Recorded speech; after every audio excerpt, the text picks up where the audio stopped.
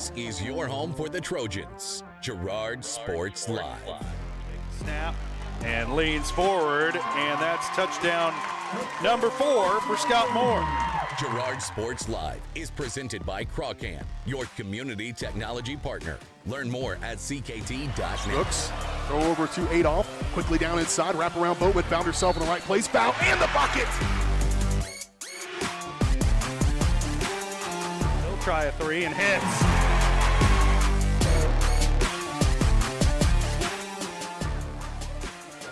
Adolph with it up top, being guarded by Gass.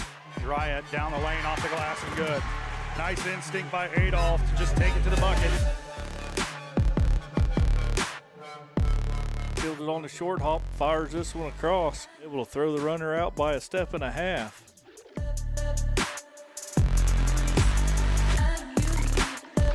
Pitch to the outside to Ashbacher. Gets a good block on the outside, and he's in for the touchdown.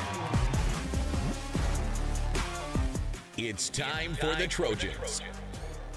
On your home for Girard High School Athletics.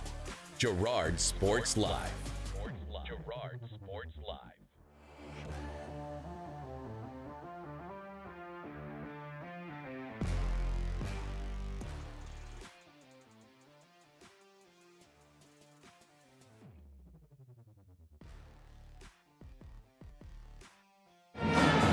Good afternoon, ladies and gentlemen, and welcome to Girard Sports Live.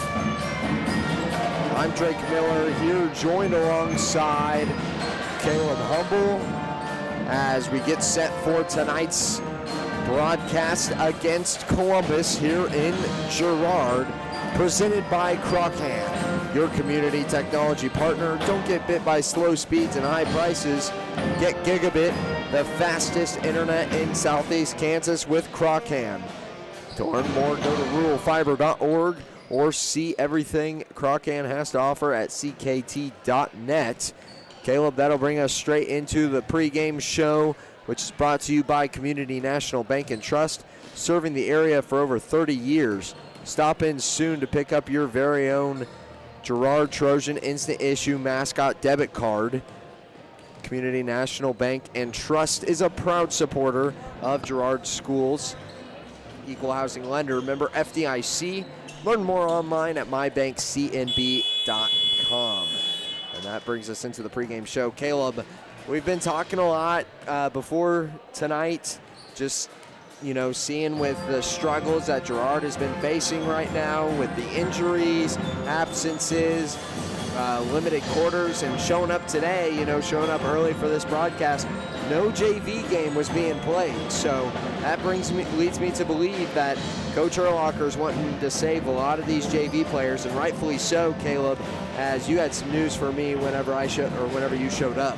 Yeah, and so that sickness is going around and it's hitting everyone, and I don't know about Columbus because it looks like they've got a short roster already, but for the Trojans, about 2 players that I know that are going to be out this game that'll play a key role would be Mooneyham, and I believe she has a sickness, and then just Erica Bowman that still has that injury to her ankle that's still dealing with that and trying to get better and rehab. And so those are 2 big names that we will be missing tonight, and then just from there I think everyone else should be good to go, but that's 2 of your starters, and so like you were saying, some of those JV players will have to step up and try to fill in these roles in this varsity team. Well, and not to mention, we were also talking about Maddie Kester, who I would say I'd list her as questionable right now. I know you had told me that she says she feels ready to go and that she expects to play tonight, and as I would say, everybody out here seeing that she's dressed out expects her to play as well. But the question with her is how much?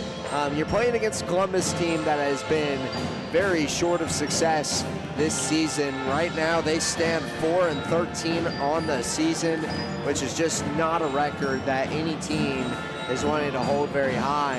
And any of their wins are coming against some of the teams that are holding very similar records as well. So you look at this game, you're kind of, I know it's hard to do this as a coach and as a player, but you're kind of writing this one down as a win if you're Girard. And I think even if you're Columbus in a capacity, you might be writing it down as a loss. But the reality of the situation is this game hasn't even started, and it's not even close to being over. So you have to be able to say, I think for Urlacher, the reason that Kester will be on that starting lineup, which she is he wants to get in, deal some good damage there in the first quarter, maybe the first half, feel good about the win, take her out, and then limit her until Riverton, because that's when you're really going to need her, I feel. Yeah, and that's the thing is that even with your limited numbers, how you were kind of saying is you don't want to harp on the other team too bad, but this Columbus team isn't maybe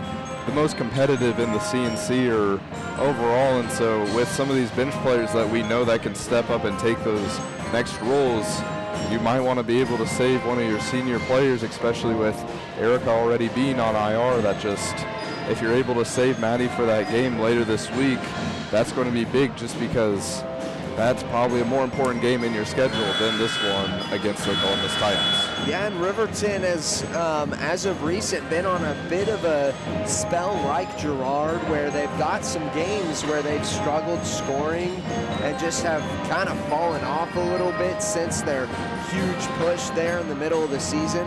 And right now, this feels like the perfect time for Girard to meet them at home and try to trade the series 1-1 with them, and each of them take a home game, as Girard fell short of Riverton earlier on this season, about a month ago from when they will play on Friday. So this is one of those situations where you feel like it's a prime time. This feels like a game where you're going to try to hone in some of your skills, make sure that you're ready to play on Friday. But first off, you just got to get this win tonight and then roll into the rest of your week. And that's the big thing, though, is if you can get a win going, keep the winning streak going for this girls team, that's going to be big, just stacking them on top of each other to show that you can keep and continue to win games whenever you have that tough game against Riverton, which is going to be probably one of the biggest games of this season. Just, that's one of the most competitive teams in this CNC league and one of the best teams that this Trojan team will face probably all year. Yeah, and looking at these area matchups, brought to you by Diskins Auto and Towing, 120 East Forest Avenue in downtown Girard. Diskins offers 24-hour towing and can repair all makes and models. To learn more, contact Diskins Auto and Towing at 620-724-8100. Read those off real quick, Caleb, and we will go ahead and send it to the national anthem. Looking at some of these matchups, you have, starting it off, is Galena going up against Frontenac, followed by Colgan going up against Riverton. We are going up against the Columbus Titans for all of your CNC matchups this week. And Baxter, I could not find who they are going up against. Well, that will lead us to our break for the national anthem, so we will step aside for a moment and leave it to the Girard Trojan Band as well as the performers to honor our country.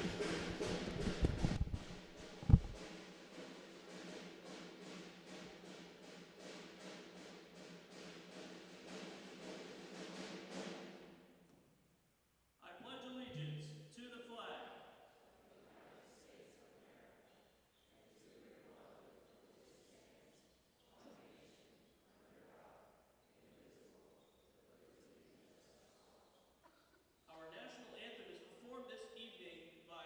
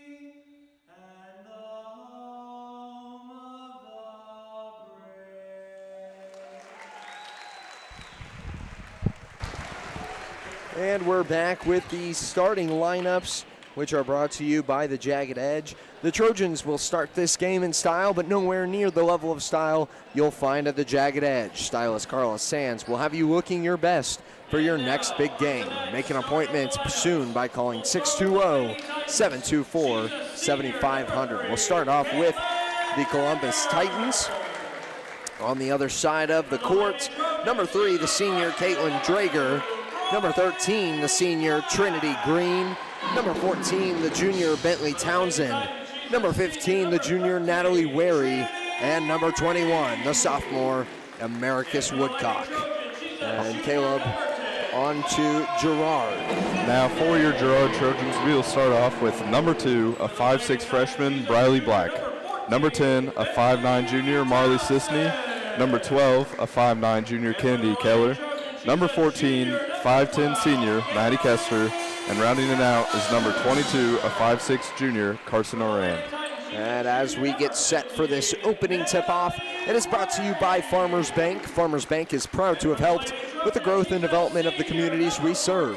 Farmers Bank is looking forward to a brighter tomorrow. Farmers Bank with locations in Hepler, Walnut, St. Paul, and Girard.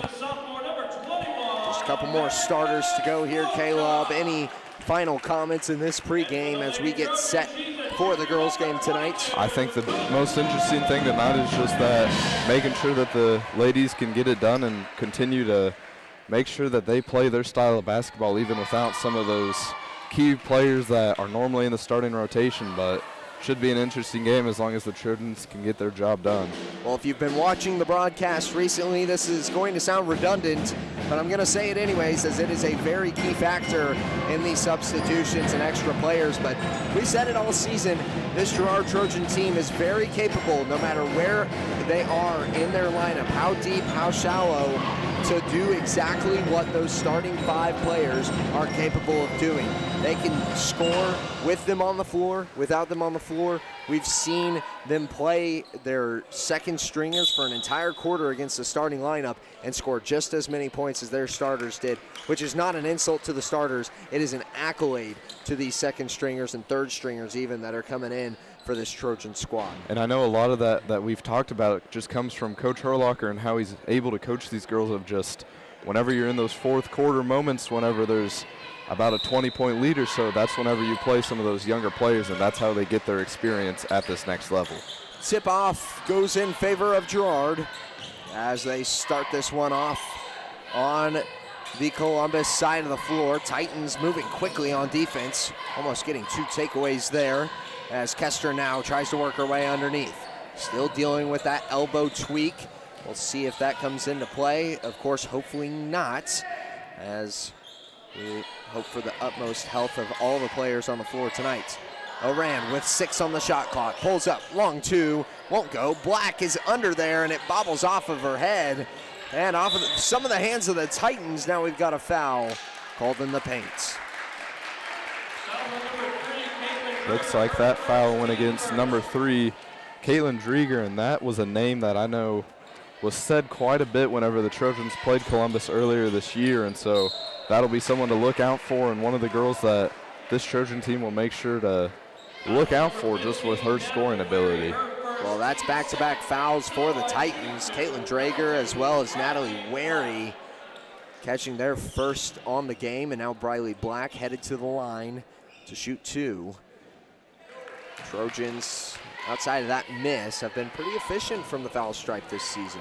And I mean, one of the things that I've heard from Coach Herlocker is he does the drill where you shoot it, if you miss, you run. So no one enjoys running as a punishment, so definitely something to motivate these girls to make their free throws. Columbus looking to start their first offensive possession, getting stopped up back court, and that will be too much time on the front half. And I mean, surprisingly, I want to say that might be the first type of foul in that fashion that this Trojan team has gotten all year, especially with their tough, just full core defense. 3-point ball from Black does not fall, and I might mention the head coach for the Titans, Casey Youngblood, was arguing that it was a little bit short, and I kind of agree. It was a little bit quick, but I wasn't keeping track. I could have looked at the shot clock. I didn't see, so just off of feels, though, I thought it was a little bit quick, but I didn't think it was absurd. Columbus does move the ball down to their side of the floor this time around. They move it up to Green, and now around. Here's Townsend. Near side wing over to Woodcock. Into the corner. Very soft shell here for Girard, not looking to attack anything too aggressively. Just 10 seconds, 4 seconds left on the shot clock. Shot goes up, does not hit the rim. That one does. And now back the other direction. A little bit of a pause there from the Titans as that buzzer had gone off as an indication of the shot clock violation, just because it's what happens. And I think that's what everyone was kind of waiting for, just shot clock violation, and Kennedy took the opportunity and just ran with it. And then on the other end, she got a tough lay. Just good transition from Kennedy Keller. Yeah, just great heads-up basketball there from Keller. That shot well short. I think Marley might have gotten a hand on it. So now Kester moves it down the floor. And one of the reasons I was going to mention that soft shell on defense for Girard is it might be to keep them out of foul trouble, as they might be playing with some limited personnel. So something to keep in mind. And recently the girls have had a little bit of that foul trouble come up in the last couple of games, and of course that could be from the refs or from even just playing a little bit more physical. But in this stretch where you don't have a lot of your players due to illness and whatever other reasons, I mean, that's the time that you want to make sure that you're playing clean basketball to not lose any of the people you do have. This ball goes out of bounds deep into the Columbus side. Still only a 2-0 score. We're just over 2 minutes into this one, 2:30 now. Sure, Urlacher would like a few more points here in the first quarter, and as would Coach Youngblood, as Columbus has been silent. Keller takes a mid-range two, pops it in. Great shot. That's a high percentage look from Keller as they work it back down to the other side. Here's Woodcock trying to drive the base. Kicks back out to Wary, and it's taken away. Kester with the steal.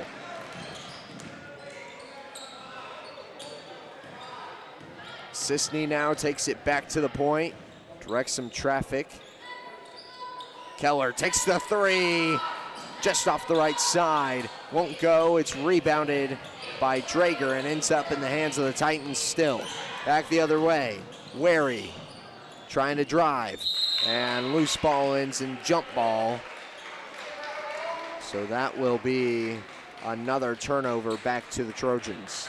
So far tonight, I think Columbus only has a couple turnovers that they've forced, or that the Trojans have forced on Columbus. And so just a great job so far early in this first quarter of just getting those stops and making sure that you can get the ball on your side of the court and just stopping Columbus from really even getting a shot off. Oran for the triple.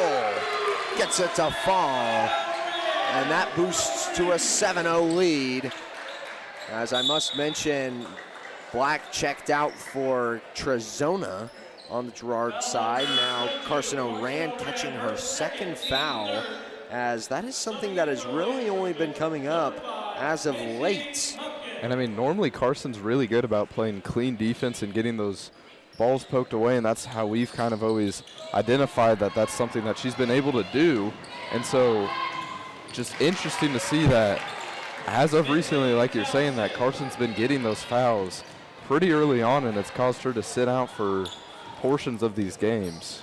And with that, Macy Munkin actually steps in for the first time today. We've seen a lot of minutes out of her in the last two or so weeks. Sisney tries for the trifecta. Can't get it. Wary with the rebound over to Townsend. Townsend trying to work her way around the defense after she got a Hail Mary of a toss on the last possession, dropped in a two. First points for Columbus. Wary. Back around. Green. Back out. Drager for three. That's off the mark. Can't go, and it's out of bounds. And so, I mean, the Trojans have been playing incredible defense, and they continue to play that great defense even with some of these substitutions coming in. And that just goes to show you how well this team can play no matter what level of the depth chart they're in. Sisney gives it to Kester, who will go down the base over to Munkin, over the top of some post players. And honestly, I know it didn't fall, but a good shot by Munkin to work it around some of those taller base players, as she is not really the tallest on the floor. Just looking at her height, 5'6". That's good strength that you're seeing out of such a young player. And before the shot, it was a good pass from Maddie just to drive down the baseline and find the wide open player down low. Loose ball on the floor from the new face, Hallie Gray.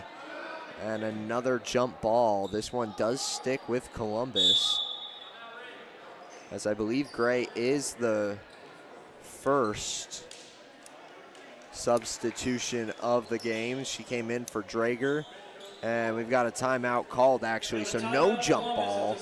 That'll be a timeout called by Columbus, full timeout. So we'll take a minute to talk about our timeout sponsor of the game. This break in the action is brought to you by the Southeast Kansas Player Health Alliance and Live Well Crawford County, reminding you to know your limits when gambling and know when the game is playing you.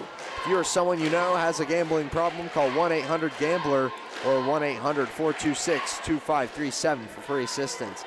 And with that as well, Caleb, I'm going to go ahead and touch on some of the keys to the game, as we didn't read off this one, but the Girard High School Booster Club game sponsor tonight is Exchange Bank. Exchange Bank has proudly served Girard and Crawford County for 30 years as a locally owned and operated bank with offices in Girard, Columbus, and St. Paul. Committed to providing personalized, quality customer service. Thanks to tonight's game day sponsor, Exchange Bank, member FDIC. Caleb, give me just one key to the game that I think Girard's going to need to take this one down, as it's kind of a close game. And I think the biggest key to the game is just making sure that you can, just capitalize on those opportunities that you get. That way you don't have to have those second, third chance opportunities where if you can just find good looks and score quickly, that's whenever this Columbus team is going to start to struggle. And just, I know you said one, but the last thing that I'd like to mention is just continuing to play that tough transition defense that allows this team to get steals that'll lead to those transition points. Yeah, not giving up the easy bucket. Just, I would like to just simply say that, as that has been the two baskets that we've seen out of Columbus so far. Just a wide open three there on an inbound, and then the other one was also off of an inbound. A Hail Mary toss to Bentley Townsend, who got a wide open layup. So just keeping that easy basket to a very high limit. This one gets in. Wary hands it off to Woodcock, and now down the floor. Facing a trap here at the top as they work it around the perimeter. Here's the three shot, goes up off the front of the rim, rebounded by Wary. Kicked back around to Green, and now Woodcock looking to drive. Townsend.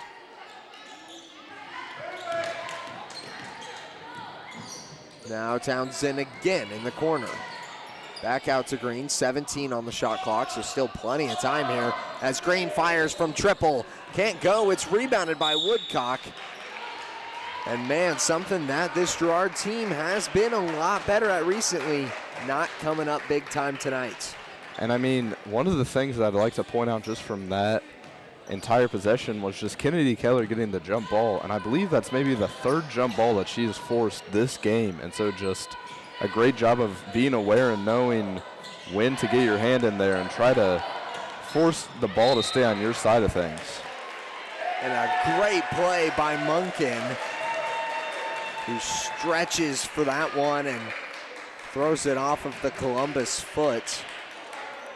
Just a heads-up play. And keeps it here on the Girard side. Keller gets it into Black, who gets fouled and one. Looking to accelerate this offense a little bit. This will be her second visit to the line. And this Trojan team, they're doing a good job of just staying out in front of these Columbus Titans to start this first quarter. I mean, I know it's early, but this is kind of how you would imagine the rest of the game to go, of just making sure that you stay up a little bit. And if this Columbus team might be chasing you, make sure that you don't give them the lead in the scoring column. So now Woodcock trying to drive down the floor, gives it to Townsend, now down low, and another wide open bucket. This one was Natalie Wary. And that's what I was talking about, just trying to keep from giving up that easy bucket underneath, especially. Outside, I think it's a little less risky. I mean, certainly it's a little less risky, as, you know, that shot's so much more difficult, but inside, just cannot be given open looks from the post. And I understand the transition defense of just trying to get, I mean, just quick stops and getting those steals that this team has been so good at doing, but you just want to make sure that you're playing further enough back that you're not really giving up those opportunities to even let the other team just pass the ball kind of past you. And a big bucket from Munkin, as she got the takeaway from a lack of perception from the Titans. That was Trinity Green, not aware that that pass was coming to her, and I don't really know why it was. I mean, just trying to get the ball down the court, and the Trojans are playing that, putting that pressure on, and so it's always difficult for teams always having to think about who's going to be able to steal this ball for me if you're playing against the Trojans. Green off the glass, won't go. Wary keeps it in. Wow, what a play. Move it over to Woodcock for three off the glass, no dice, and Wary drops it in off the board. So about 20 seconds left and shot clock will be turned off. This might just be the last possession of the first quarter. Black pulls up from the foul stripe, can't go. Drager gets the board. 10 seconds now on the clock, as Munkin's gonna play up a little bit, try to make Townsend dribble around a little bit more. Woodcock fires from deep, won't go, and that is it. Buzzer sounds for the end of the first. It was a quick one here in Girard, but we will go ahead and take it into the second. 9-12 is the score. We'll be right back after this. Farmers Bank is a proud supporter of Girard schools. For generations, Farmers Bank has worked with local leaders, businesses, and residents to help shape the future of Southeast Kansas. Farmers Bank is proud to have helped with the growth and development of the communities we serve. As partners in business and friends in life, Farmers Bank is looking forward to a brighter tomorrow. Farmers Bank, with locations in Hepler, Walnut, St. Paul, and Girard. Equal housing lender, member FDIC. At Fort Scott Community College, we understand that a scary part of figuring out your future isn't only answering the question, what should I do, but where do I belong? Maybe you belong here, studying animal science or learning about farm and ranch management. Maybe you belong here as part of Hounds Hoops on the hardwood. I don't know where you've been or where you're headed, but I know we're saving a spot for you because you belong at Fort Scott Community College.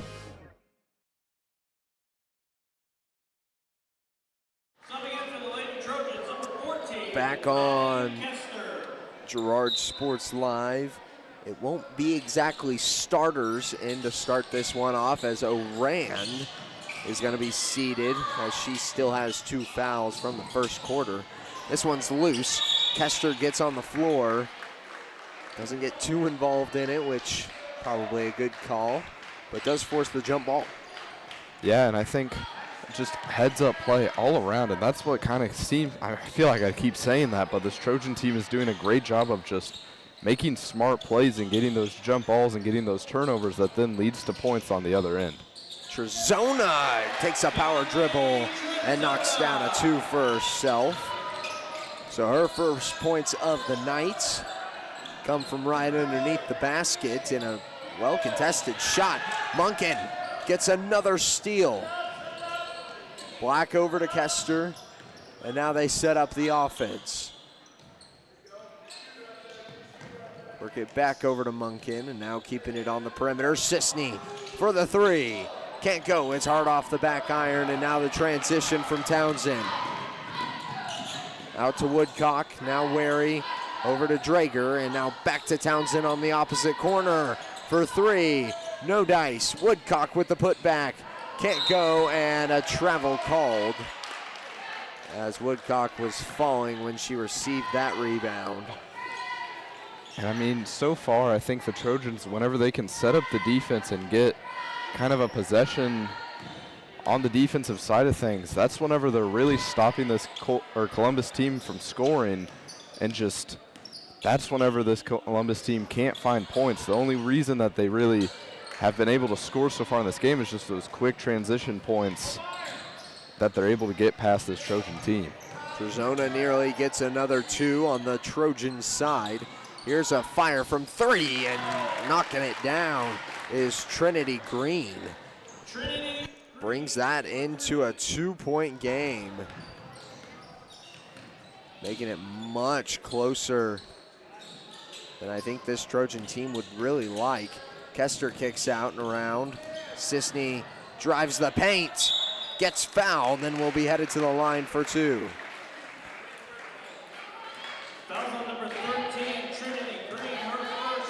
With Marley shooting these free throws, I mean, we've talked about it in these past couple of games of those two people that have kind of stood out for this Trojan team have been Marley Sisney and Kennedy Keller in the scoring column, and so it would be incredible to see one of those ladies kind of take that leap and really continue to be those high-scoring options whenever you had Carson Oran with those fouls. You had Erica Boatman on the bench. Maddie Kester kind of playing a little bit cautious just because of that injury, and so with your two starters that are kind of, you want to say 100%, that's what you would like to see out of them, of just taking that next step and being those leaders that we had talked about, of being the future of this team. Yeah, and they are familiar with doing the work themselves, getting the job done between those two, so even if Kester is limited and Oran can't make it back into the game for very long because of foul trouble, this Trojan team should ideally be just fine. Keller gets a big takeaway, but goes over and back as her momentum carried her over the half-court line. A good takeaway, though.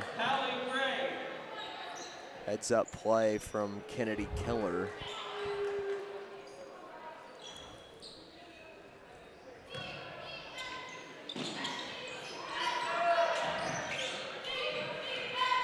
Hallie Gray working on the perimeter. It's another takeaway. Keller drops in the two. Another one. Back to back to back. Turnovers from Keller and back-to-back buckets from the young lady as well. We've got a timeout on the floor as we will step aside and take a break. We'll be right back after this on Girard Sports Live. Prairie Mission Retirement Village. People caring about people in the loving spirit of Christ. Spacious apartments made to feel like home, and a loving, caring, experienced staff. That's the Prairie Mission difference. A continuing retirement community promoting person-centered care with an on-site clinic from Labette Health and offering independent living apartments, assisted living, and long-term care, all with the respect and care our loved ones deserve. Prairie Mission Retirement Village, St. Paul, 620-449-2400. And we're back on Girard Sports Live. Another loose ball, and Brooks draws a foul against Trinity Green, which will be her second. Brooks, who checked in earlier on in this game, one of the primary, I guess you'd call them JV subs, really, for this Girard team, as her and Munkin and Aplotnik as well just weren't getting that much playing time before all of these mishaps were really going on. And I mean, with some of these injuries or sicknesses or just really what's happening with this team, some of those just JV players that are getting this experience, if you're Coach Herlocker, you're winning games and you think that this is just amazing for the team just because that's the future of your team. I mean, just being able to have these players that just step in and just take off right where they some of these varsity players left off is the biggest thing for this Trojan team. Yeah, another bucket from Keller puts Girard at 22 for the game. 22-12 is the score. That was following another steal.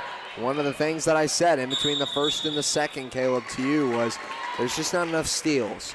Not enough for that pressure defense to really be paying off. Now we're seeing it happen. I was going to say, as soon as we had kind of talked about that, kind of seems this Trojan team has now had about 4 steals in a row, just almost on every possession, just getting those takeaways. And up until now, that was the first bucket since really the Columbus Titans were only down by 2. Bentley Townsend gets a 3 to go. Trojans now working the base. Can't get the first try. Keller on the second. Gets it to go. 24-15 up to a 9-point lead. Woodcock takes it across midcourt. Over to Wary, who tries to work it into Drager. It's tipped into the hands of Green, and now Kester with another takeaway. Kester working to the post and in for 2. And it's hounding after another steal, and we've got a 5-second violation on the inbound. Wow. Lots of things just not going in favor of Columbus right now. And just the Trojans getting the ball back in almost any way possible. It seems like just playing good defense, forcing this Columbus team to turn the ball over, and that's what has really helped them jump out to this 11-point lead so far in the second quarter. Gray comes in for Green. Keller drops in another 2. Jumps up to a 13-point lead. Here's another loose ball picked up by Kester.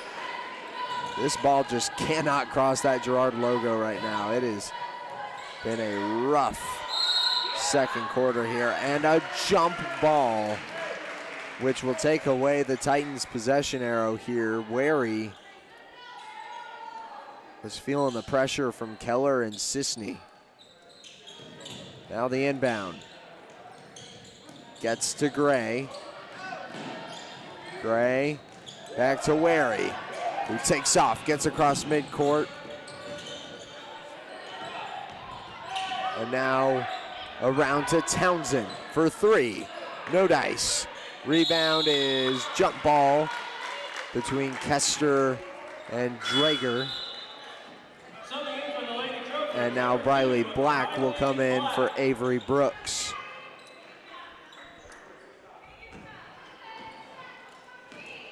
Lots of chaos happening here in this second quarter as both teams pretty well stepping it up with 3 minutes left to go. Oran drives the paint, gets an underhand to fall.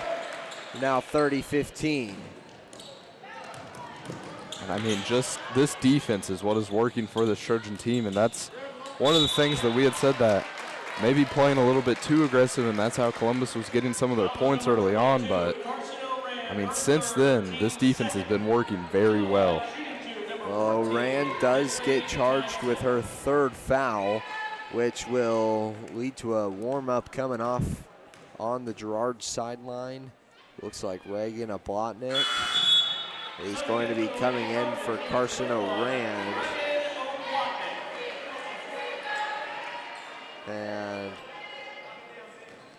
once again, we see O'Rand kind of being limited in these types of contests, just getting very involved, which you like to see, but at the same time, unfortunate that one of your star players, I should say, is not able to play the full minutes. And one of the tough things that you see is just that she had checked in, got a quick, easy 2 points, and an incredible layup.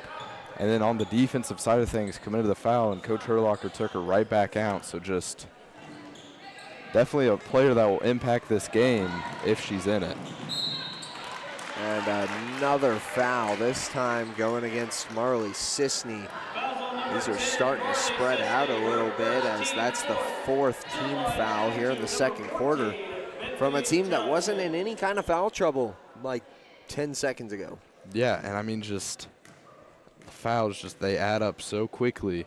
And that's the thing, is you can't let them stack on top of each other, especially with having the lead, having a 15-point lead.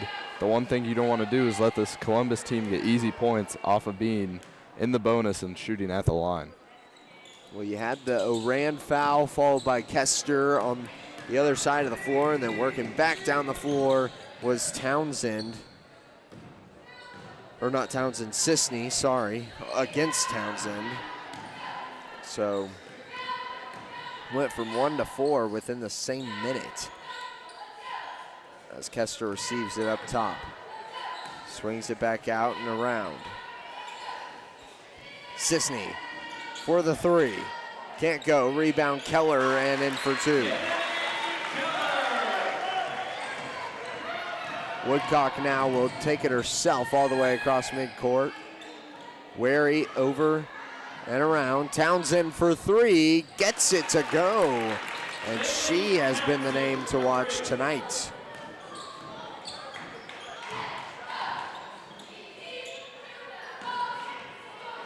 Black in the corner. Back out and around to a Plotnik. And we've got a travel called.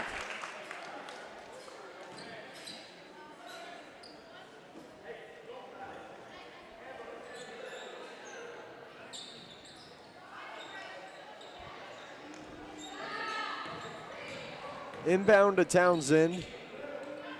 Wary fires from three.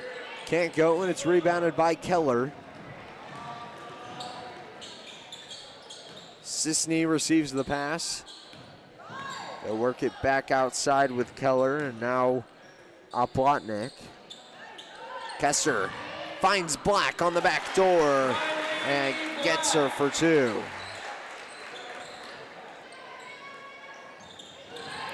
This one's taken away by Oplotnik. Keller drops in another two.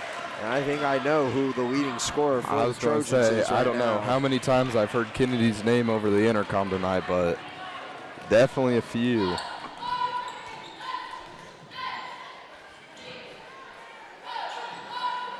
And it's going to continue as she has a role to play here in this contest. Kester fires from three again. That one lips out. Now 10 seconds as Townsend over to Woodcock. Woodcock gets fouled with 3.7 seconds remaining. Fouls on number 21, Reagan Oplotnik, her first team fifth. To the line, shooting two, number 21, Americus Woodcock. And that actually does send Woodcock to the line.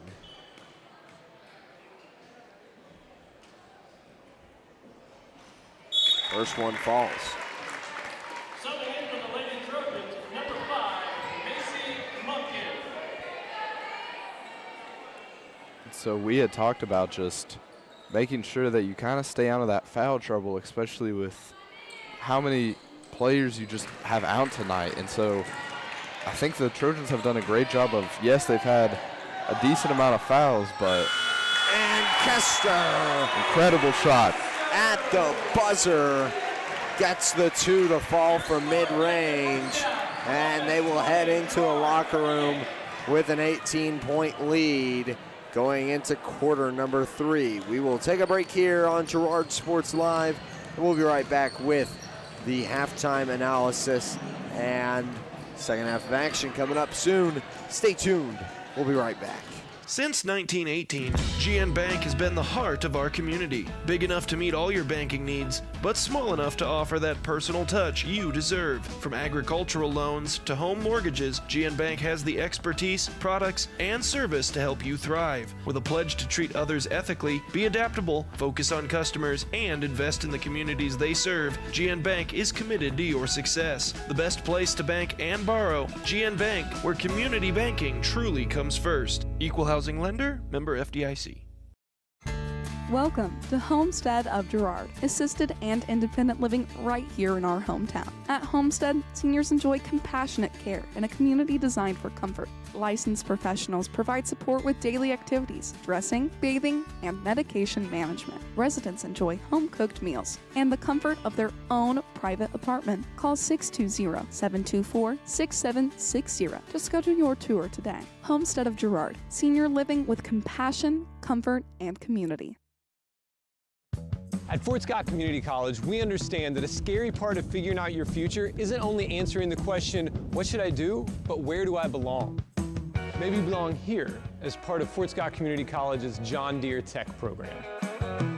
Maybe you belong here as part of the perennial playoff-bound Greyhound baseball team.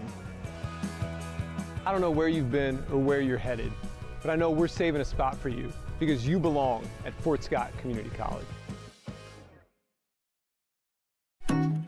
More than just your neighborhood pharmacy, Mathis Drug is your hometown partner in health.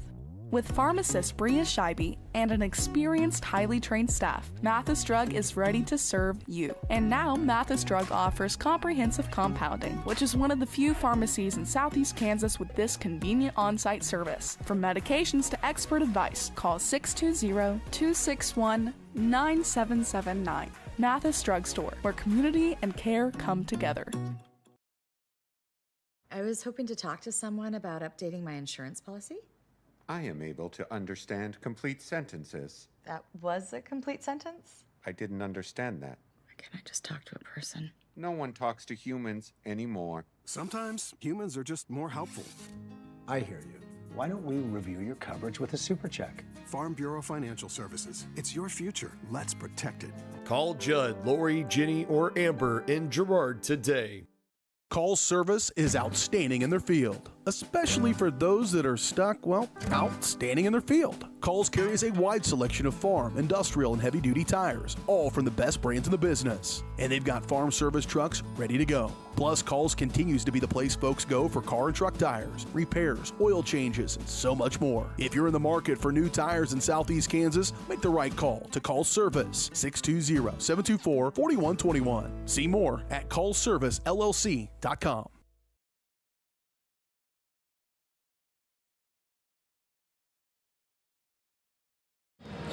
On the halftime show presented by GN Bank, where they've been providing customers with the highest quality financial services in a friendly and personal way for over 100 years.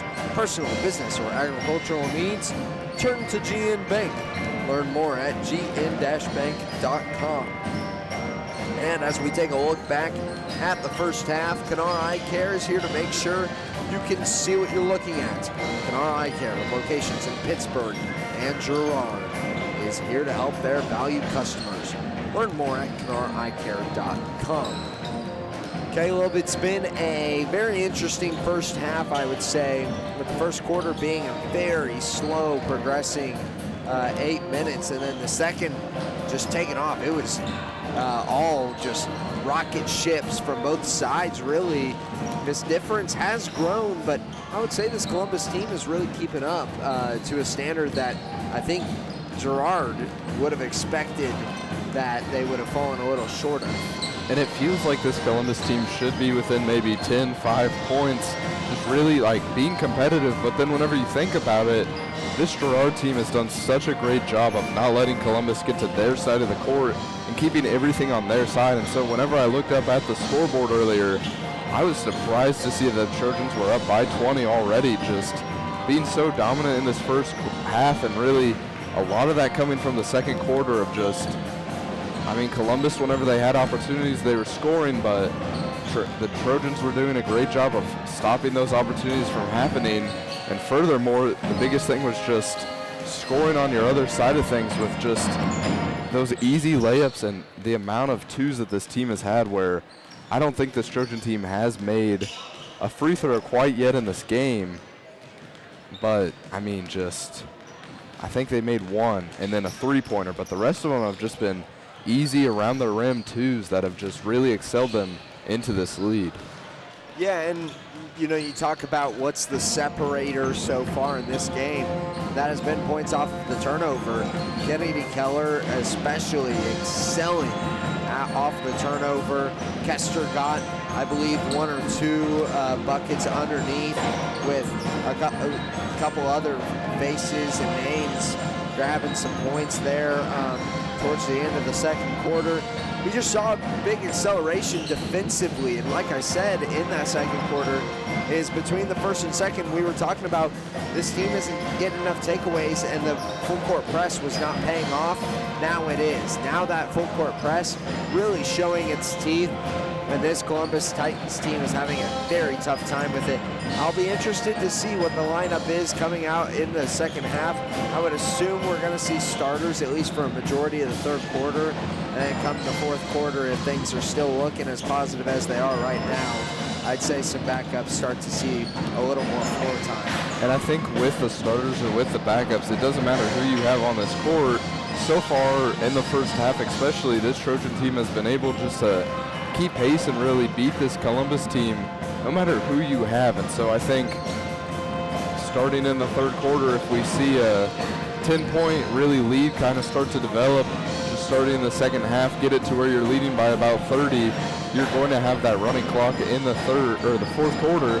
And the big thing with that is just that the amount of people you're missing tonight and just the amount of new faces in the rotation, proving that you can not only beat this team with a running clock with everyone, but even whenever you are missing some of those key players that are normally in your starting rotation. Well, those halftime stats are brought to you by B&B Excavating. The numbers don't lie. Dirt is heavy, so trust the guys at B&B Excavating to move what needs moving, specializing in septic systems, water line install and repair, driveways, rock hauling, and leveling. B&B Excavating, call 620-724-2735. We'll take one more quick break. We'll be right back with the second half.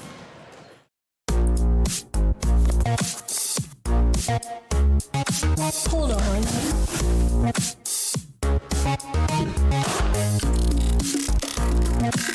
It's monstrous. With Crawcan's multi-gig internet, you can experience monstrous speeds for every device in your home or business at the same time for a low, no-nonsense price.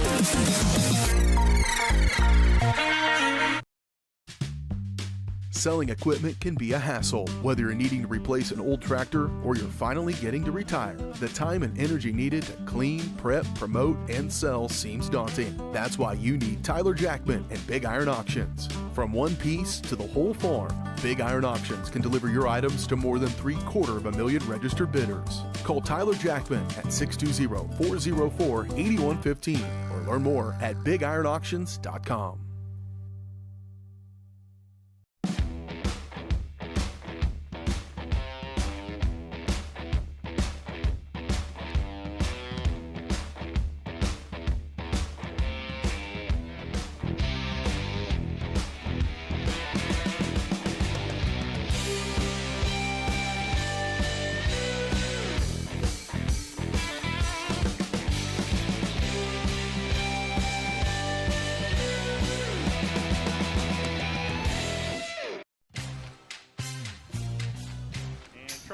Something out of nothing. The Trojans all over him. It's going to be a big loss. The Trojan sack means $2 short stacks at Eastside Cafe. Kick off your day with a hearty breakfast or take that midday break at Eastside Cafe. And this fall, when the Trojans get a sack, you get $2 short stacks the following day.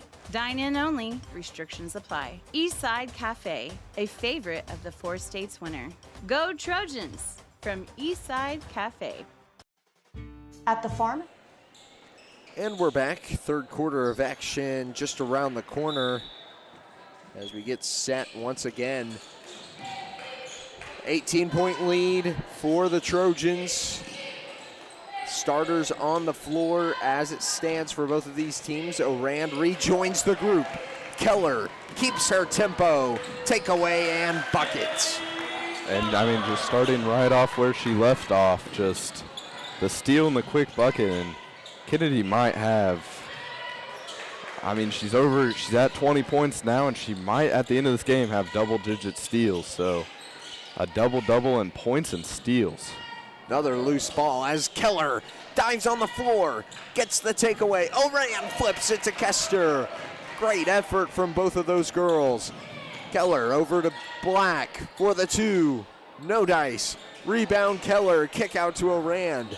That's another thing. I wish we were keeping track of more stats because I think Keller may be on track for a triple-double at this point. With rebounds, I mean. Yeah. Oran, Kester, pump fake on the 3, drives the paint. Can't get the fall, but this one's kept. Keller with it. Inside of 7 minutes to go as Black was looking to kick out to Kester, and that was off of the hands of the Titans, so that will stay with Girard.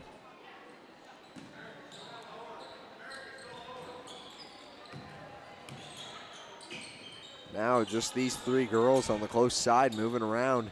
Other 2 taking a bit of a breather there, Keller and Black.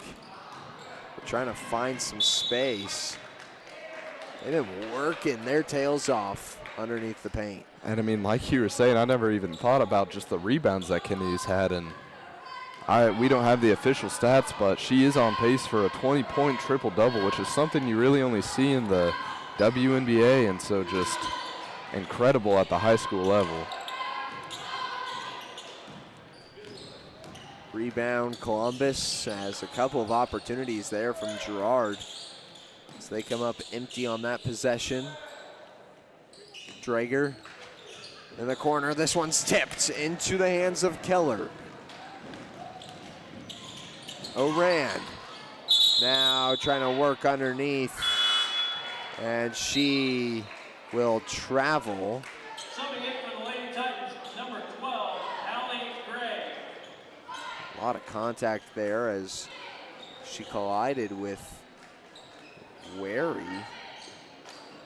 Surprised not to see a foul called on either of those girls.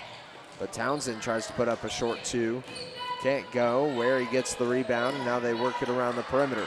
Inside to Townsend again, and now we've got another travel. Another one of those where I thought a lot of contact. Yeah, there's a lot of contact. Not a whistle blown for a foul, but that's both sides of the floor for you. Neither team getting the call that they might have wished they had, and now there we go. Block foul, Trinity Green.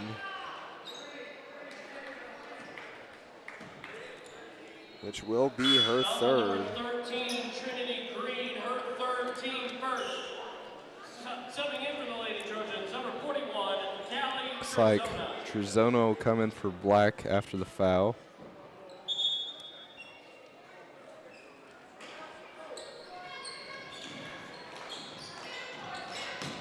Keller, hands off, Sisney, back to Kester.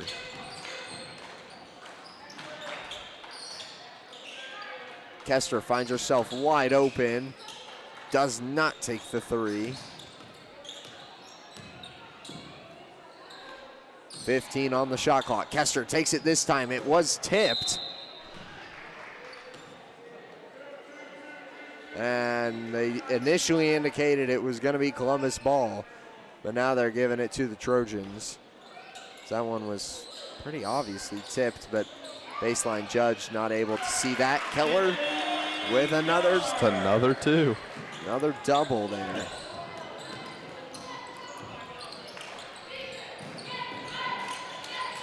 Wary. Trying to work closer to that perimeter line, and here's Woodcock working against Trezona. Back out to Green. Now Gray.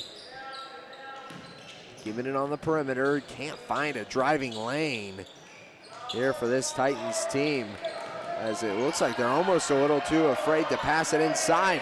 Loose ball. Green's got a fire from deep. Wow, close one there from Trinity Green. Now back the other way. Kester reels it in one-handed and drops in another pair.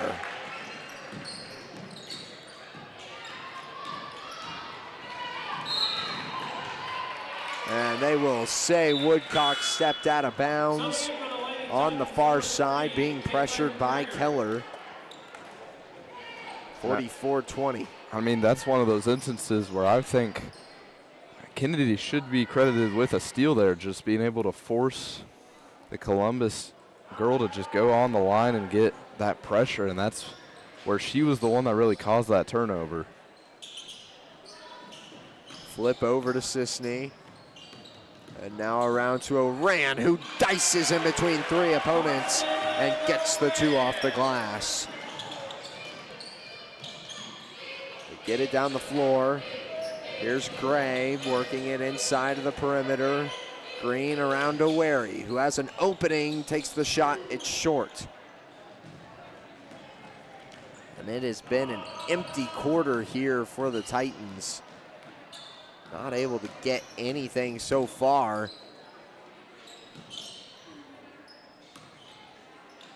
Kester over to Sisney, wide open triple. Off the back iron as Kester gets the rebound.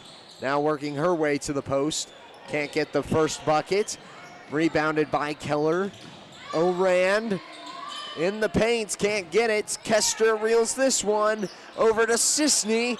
No, fifth chance. Yes, on the and one.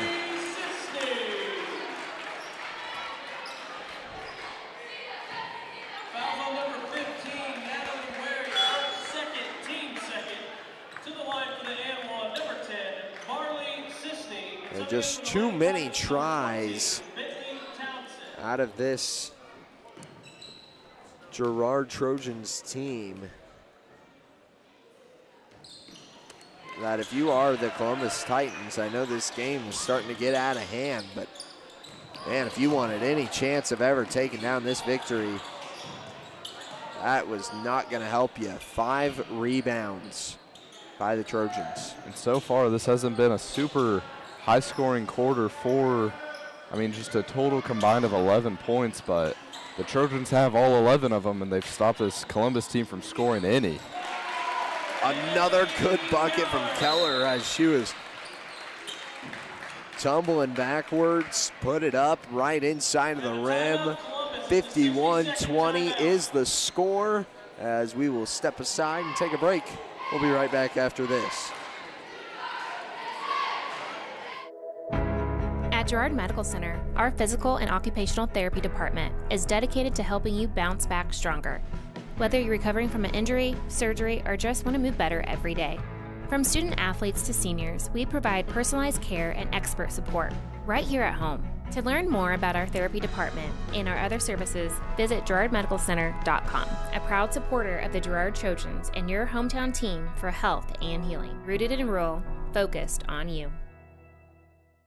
You've enjoyed life. Over the years, your community has become your passion, something you hope future generations get to experience, just as you have. That's why the Girard Area Community Foundation has worked hard to help fulfill charitable goals and inspire generosity, meeting the needs of the communities they serve. Creating a legacy fund with GACF ensures what you leave behind is an effective and lasting improvement in the community you love so dearly. Make plans to visit GirardAreaFoundation.com, preserving traditions for those who follow. From the phone call to the service call. Back on Girard Sports Live, 2:30 remaining in the third quarter. I might mention that with this 31-point lead, if Girard is able to maintain this into the fourth quarter, they will have the running clock if they maintain a 30-point plus lead. So that will pretty much give them a victory if they can maintain it. First foul goes against Macy Munkin. This is another takeaway. Keller with it that time. And out of bounds off the fingertips of Macy Munkin.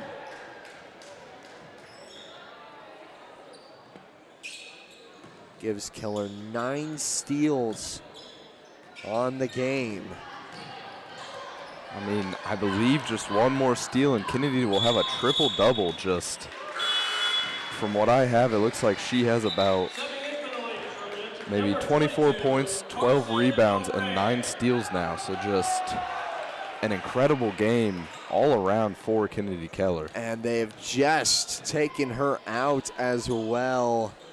And you could see some of the student section saying, no, no, no. They wanted to see her get her 10th steal, which that's just a number that usually you don't include on the triple doubles either, as Orand hits for the trifecta. 54-20 now. And foul called against Macy Munkin on the break down the floor. Fouls on number 5, Macy Munkin, her second, team second. We'll see if Keller gets a chance to step back in this game. The fourth quarter will be an interesting one, as we've been talking a lot about it. Riverton up next here in Girard on Friday. So just keeping an eye on that, as you, of course, want to keep your players healthy for that contest. This is another takeaway. Munkin this time, who's got a couple of them now. Orand gets the rebound off the missed layup.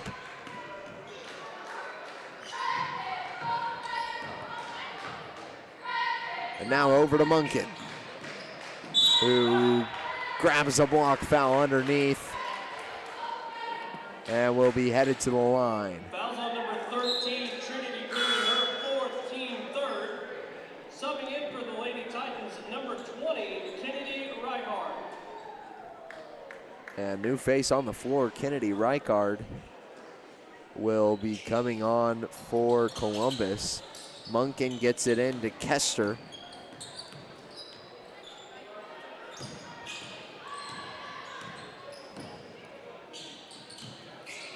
Over to Kester, back to Sisney, and now Orand on the perimeter.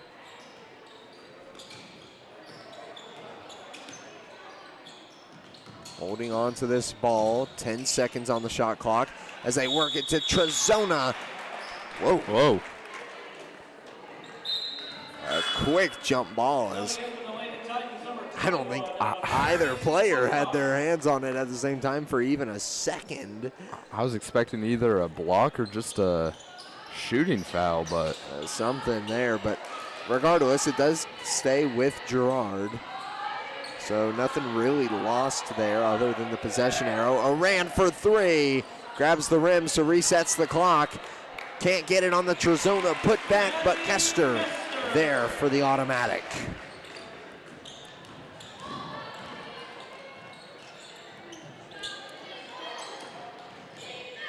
Keeping it on the outside with the Titans. Townsend over to Reichard. Drager moves her pivot foot and travels. Just more and more turnovers stacking on for this Columbus team. It does look like this Columbus team won't score in this third quarter. Munkin's first. Doesn't go, but Kester's will count. 58-20. And as I'm looking down at the scores table, I don't think Keller's going to be coming in, but we will make sure to get that for certain. We will be right back after this for the fourth quarter of action. Since 1918, GN Bank has been the heart of our community. Big enough to meet all your banking needs, but small enough to offer that personal touch you deserve. From agricultural loans to home mortgages, GN Bank has the expertise, products, and service to help you thrive. With a pledge to treat others ethically, be adaptable, focus on customers, and invest in the communities they serve, GN Bank is committed to your success. The best place to bank and borrow, GN Bank, where community banking truly comes first. Equal housing lender, member FDIC. I was raised in a small town, and there was a lot of people who took time to invest in me. And so when we decided to open up our offices, we want to make sure that we're pouring back into the community that's giving to us. We care. We want to be involved. We want to have a passion for what you have a passion for. We want to be able to give back. And that's the foundation. That's why we're more than just insurance.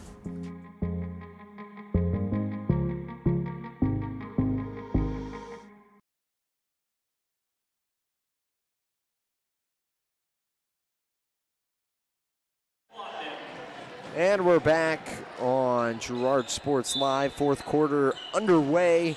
8 minutes and counting, as this one will be a running clock. A 38-point lead here in the fourth will result in that jump ball called.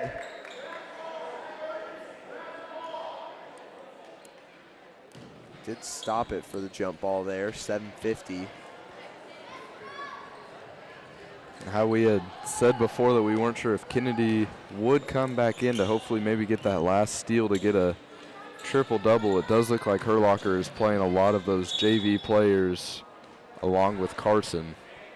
Yeah, and that's the interesting one, is Carson O'Rand, who has actually suffered an injury earlier this season, one of many that we've seen for this team, but playing on the team, maybe trying to give a little bit of leadership to this younger cast in hopes of showing them how the offense works and what you should be expecting for the coming years. I mean, that was the Titans' first bucket in the last 9 minutes. Blotnick kicks out to Black, and now O'Rand sets it up. Over to Black for the three, just short, and it's rebounded by the Titans. Foul called against 21. That's Regina Blotnick. Regina Blotnick, her second, team first.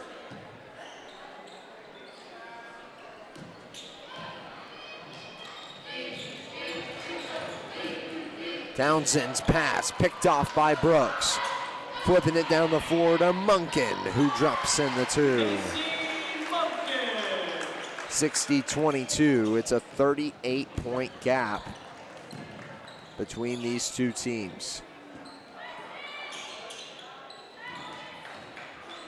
And this is more so the separation that I think Urlacher wanted to see in this game and that we weren't seeing in that first quarter. And I mean, if you had just watched the first quarter, you would think that this game would almost come down to the wire. It was a close game up until about, I mean, a little bit in that second, and that's whenever this Trojan team really started to pull away. And this Columbus team has really stayed around 20 points since that second quarter. Trezona comes in for O'Rand. Titans still fighting for some points here as a foul is called underneath. That's against Blotnick again. That'll be her third.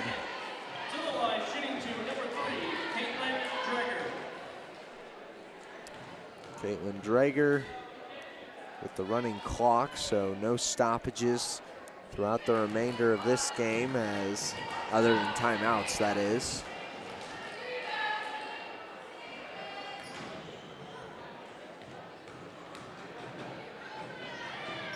Second try is in as Drager made the adjustment.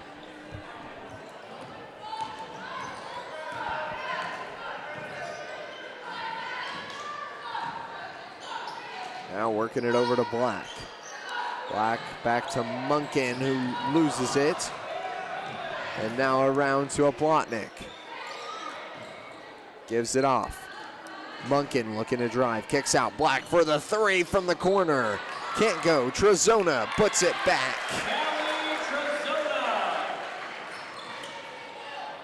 39 points is the separation now, as that one's tipped into the hands of Briley Black.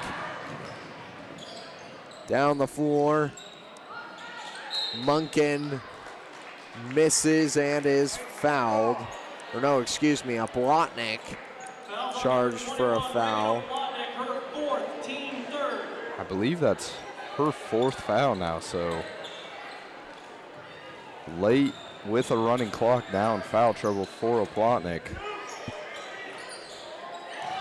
Wary had it wide open on the perimeter, and Cash from Woodcock, as she is fearless to fire.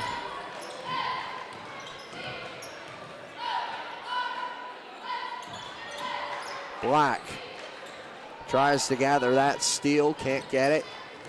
Now Wary gets it poked out by Munkin, keeping it on this side of the floor. and they barely get it across in time as this one's poked into the hands of Brooks. Brooks on the break, can't get the first. This one's rebounded by a Plotnick, and jump ball will keep it here with Girard. No, excuse me, we'll go with Columbus.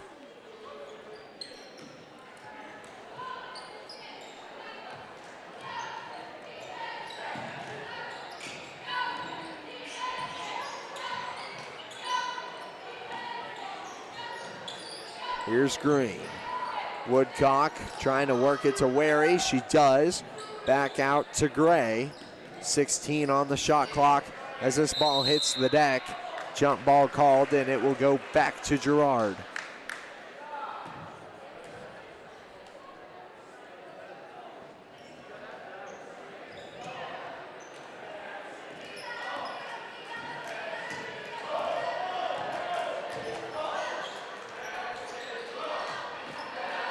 Black.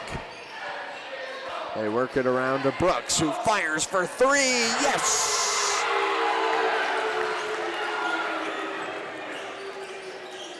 Avery Brooks gets the triple. Now this one's poked out. Brooks with a steal, and we've got a kick ball called against her.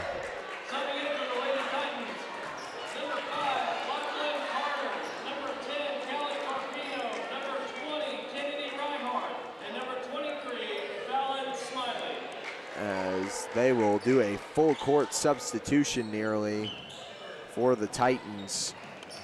With it now is Hallie Gray as they work it to Loakland Carter.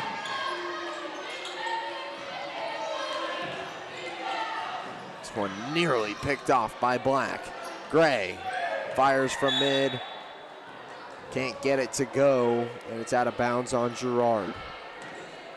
It looks like Caleb Keller will not be seeing time the rest of this game, which is unfortunate, but also probably, what a game. Yeah, probably a good call by Urlacher, and still a great game as we see these varsity girls hyping up some of these ladies that aren't getting as many minutes. And I mean, this JV team didn't get to play in a JV game, so I mean, here it is really in this last couple of minutes of the fourth quarter. Yeah, they are full of energy. Fresh feet on the floor.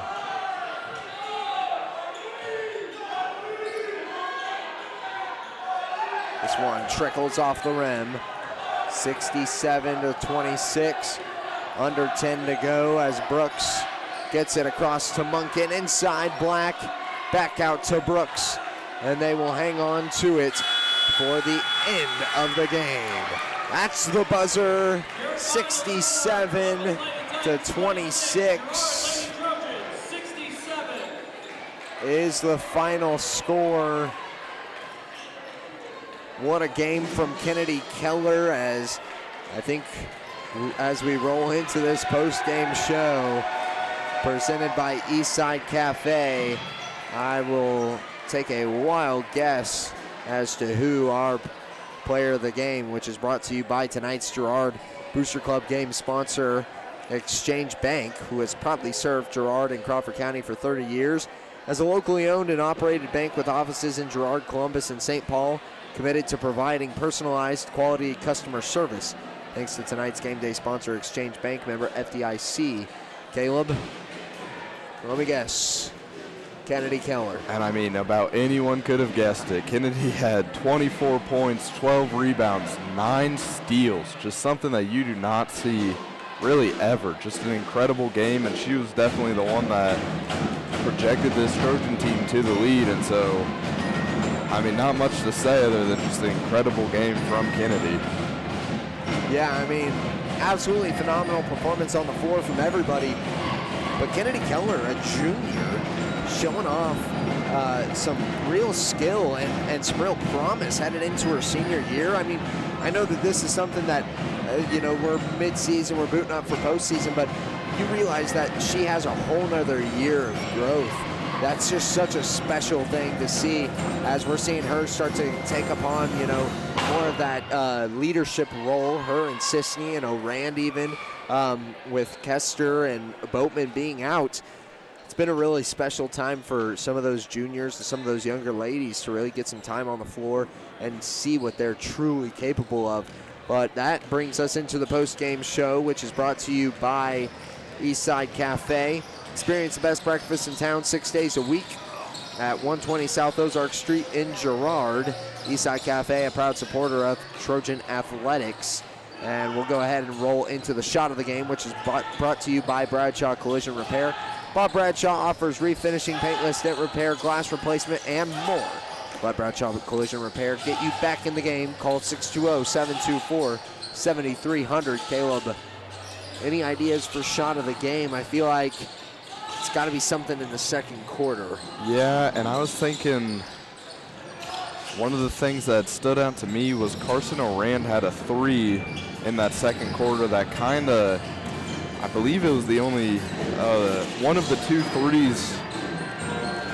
threes that this team had all game. And so I think that 3 kind of kept the scoring and just kind of opened it up. And the only other thing that I could think of was maybe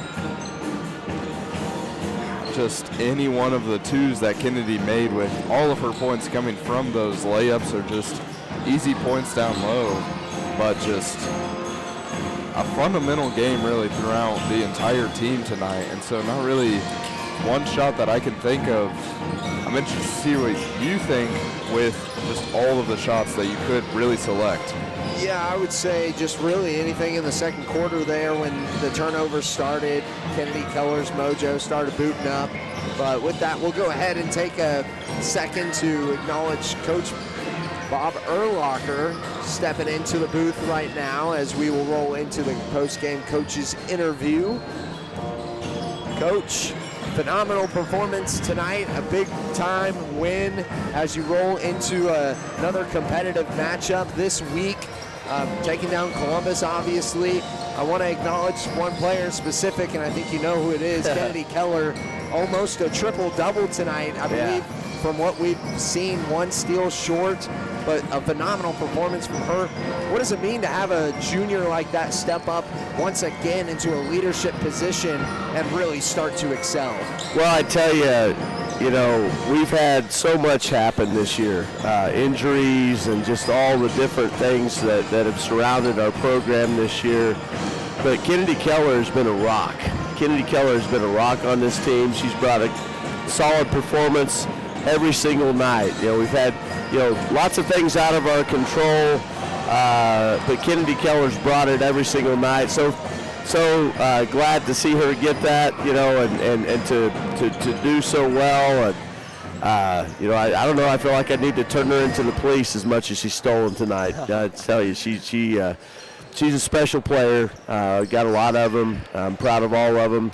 Young kids really step up in this situation when we have, again, it just seems like every night we have, a couple of our top 6 can't go for what reason or another. And, it hurts our long-term chemistry, but, for future years, this is what's happened in these last 4 games has been something that has really helped those kids. Hopefully they're excited about basketball. Hopefully they're excited to see the opportunities they might have in a year. So that part of it's good, and then just overall, I thought I told them in the locker room, I thought we moved the ball maybe in that third quarter the best we have all year, and so just got to keep doing that. Got to bring the defense every night, and that that's the most consistent thing we do. But real proud of all of them. Yeah, and then like I said, rolling into a very competitive match on Friday, Riverton here in Girard. Bit of a different scene, as I'm sure you guys are going to have a big crowd for that game. Is there anything that you want to emphasize going into that maybe you saw tonight that you lacked a little bit, or maybe that you really saw that was really strong? Well, the pressure isn't going to work as much. They got a senior guard that's pretty special themselves, and we hope to be more healthy than we have been heading into this. We're going back into that where we've got 3 straight games in a row against ranked teams and 4 of our next 5 games against ranked teams. So it's going to be a tough stretch. You know, like I tell them, you know, come into every game, you know, I just want to play free, play hard-nosed defense, and just see where the chips fall. And I think if we do that, most nights we're going to be happy with where we're at. And so hopefully we can do that over this stretch and just play Girard basketball and play the way we can, and we'll live with the rest. Well, Coach, once again, I want to thank you for joining us here on the post-game show on Girard Sports Live. Once again, congratulations on the victory, and I can't wait to see you guys perform on Friday. We're excited. Yes, as am I. So thanks again. We will go ahead and take a break here on Girard Sports Live, and we will be right back after this for the boys' game. Stay tuned.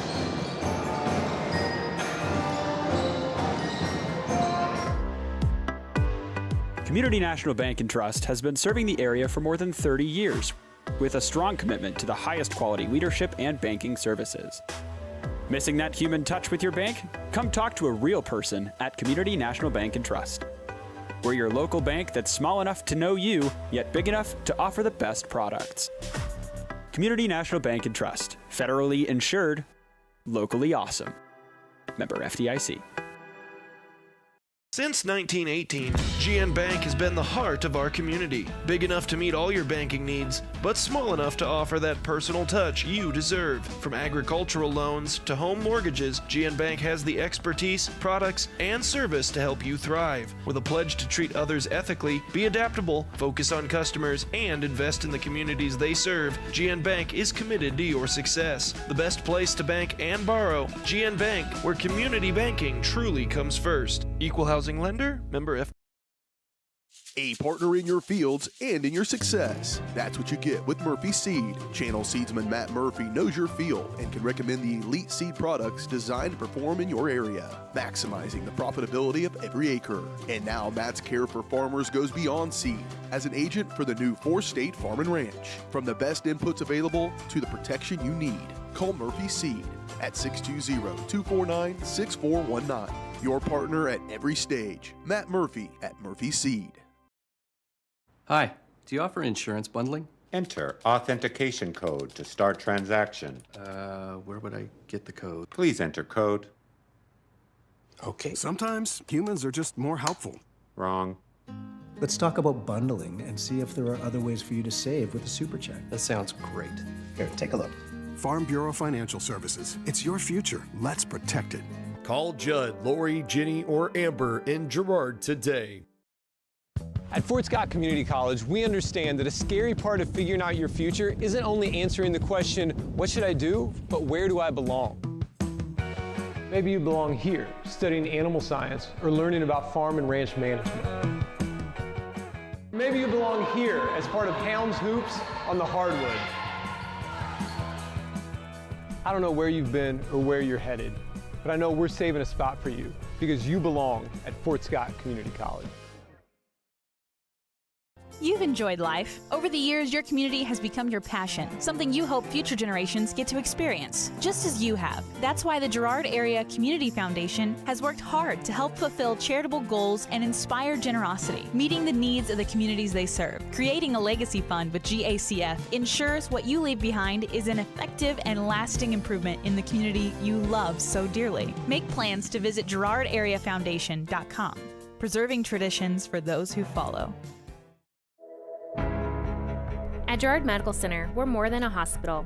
We're your hometown healthcare team. From family medicine and emergency care to lab services, surgery, imaging, and beyond, we're here when you need us. Compassionate care close to home. To learn more about our high-quality care and everything that we have to offer, visit GirardMedicalCenter.com. A proud supporter of the Girard Trojans and your hometown team for health and healing. Rooted in rural, focused on you.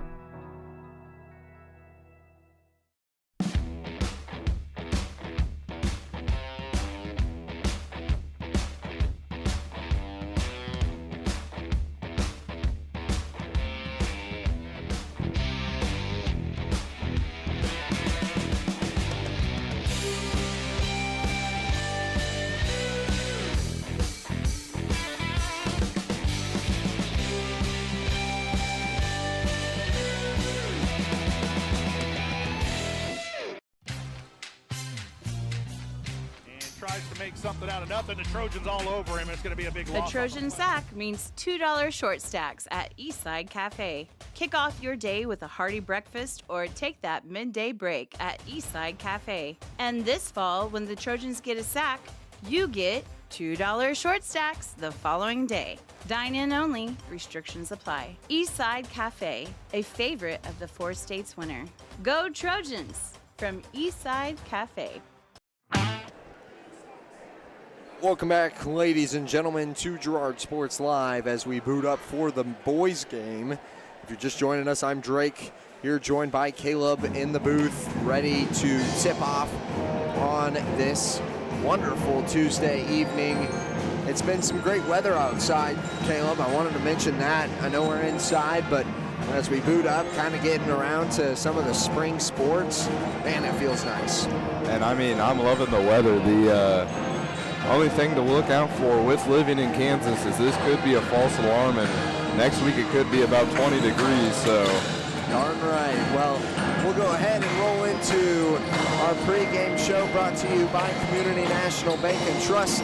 Serving the area for over 30 years. Stop in soon to pick up your very own Girard Trojan Instant Issue Mascot Debit Card. Community National Bank and Trust is a proud supporter of Girard Schools. Equal housing lender, member FDIC. Learn more online at mybankcnb.com.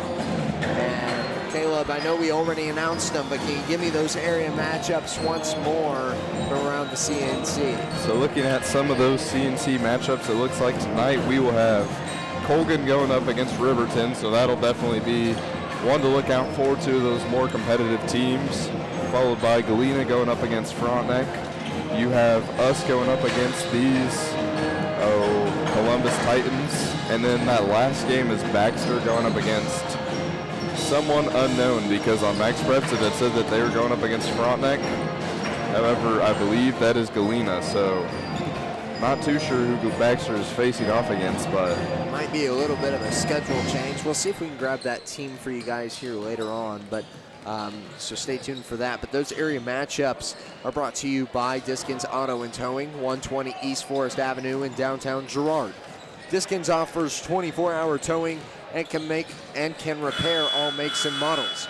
To learn more, contact Diskins Auto and Towing at 620-724-8100. And we'll go ahead and roll into the keys to the game, which are brought to you by tonight's Girard Booster Club game day sponsor, which just so happens to be Exchange Bank, who has proudly served Girard and Crawford County for 30 years as a locally owned and operated bank with offices in Girard, Columbus, and St. Paul, committed to providing personalized quality customer service. Thanks to tonight's game day sponsor, Exchange Bank, member FDIC. Caleb, looking at this boys team who's been on a bit of a rocky comeback from break, what are they going to need to take down tonight's contest? And so I think the biggest thing just tonight is that you're able to get those rebounding opportunities, and the biggest thing I think is just if you can get transition points and if you can get those rebounds that then lead to transition points or those steals, just any way that you can really get this team going on the offensive side of things and just continue to keep the pace is going to be the biggest thing for this Trojan team. I know, that this Columbus team can score and that they may not be one of those top teams in the CNC, but their offense is still on point. The last time that these two teams had faced off against each other, the boys were able to take the win, being a 56-41 victory earlier this year. So definitely interesting to see how this Columbus team will react to that and see how the outcome of this game will play into the remainder of this season. The 6-11 Titans, led by Coach Walter Risa, facing off at Girard against the 8-8 Trojans by Coach Rod Westcott. Funny story, Caleb, actually, Coach Risa used to be my gym teacher back in 5th grade. I attended Webb City High School.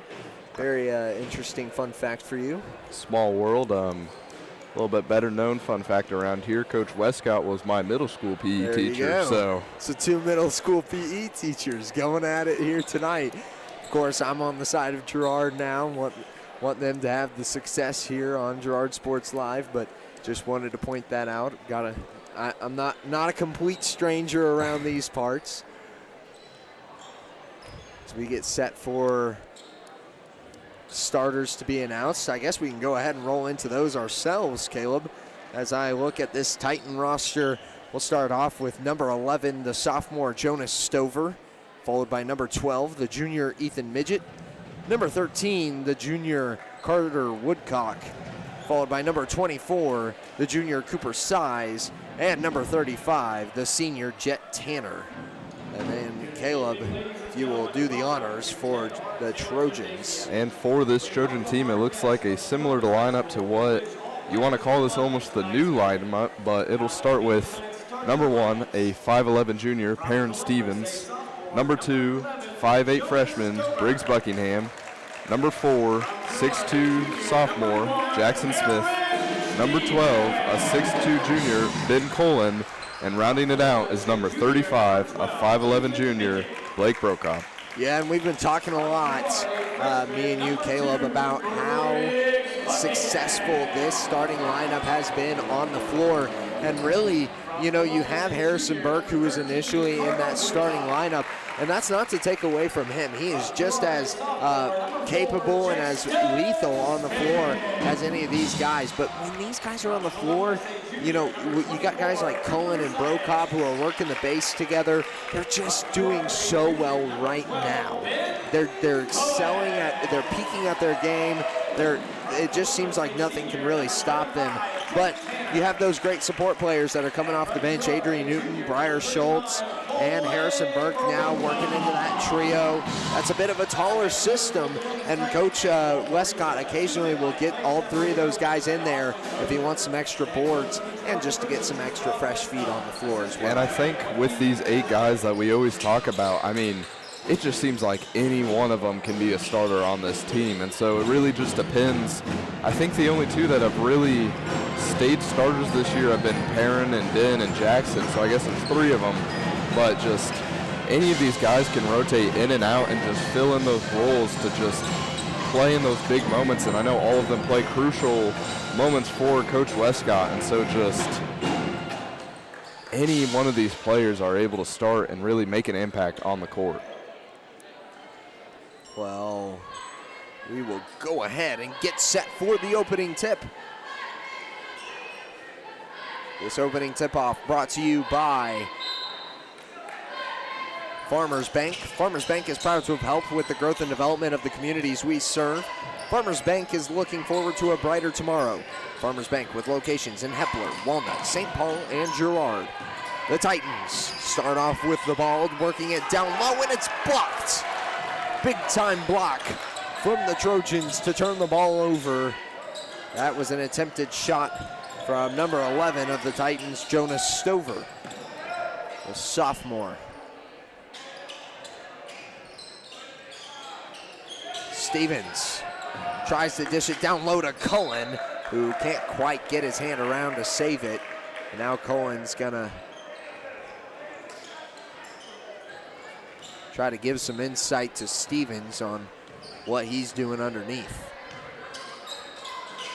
They work it over to Tanner, who fires across the court, taken away by Stevens. And they're going to say he stepped out. I was watching his feet. I didn't think he did. And unless it was just a smidgen of his heel, I thought he was clean. But here's Tanner, loses it again. That's 3 straight turnovers for the Trojans. Stevens' shot won't go, and it's rebounded by Cooper Size, who tries for his shot at a layup. Won't go, and a foul called for Stover against number 12. That's Ben Cohen, who we talked about last time on Girard Sports Live being such a clean player, and he got himself in some trouble. And I mean, I think the big thing with Ben is just how aggressive and how calm he can be on both ends of just, on the offensive side of things, he can get dirty and get in the paint and just get those tough buckets. But on the defensive side of things, he's just so good about playing a clean game, the amount of blocks and just aggressive plays he makes, but while playing careful is the biggest thing for Ben on the defensive side of things. 0 for 2 on that visit from Stover. So already leaving some points up for grabs here for the Titans. Brokop's shot won't go, and it trickles out of the hands of Stevens. Trying to work it underneath is Midget. Kicks out, Tanner's three, no dice. Now over to Cullen. Cullen tries to work it underneath, and it is just a back and forth battle between these two. Midget with the steal there.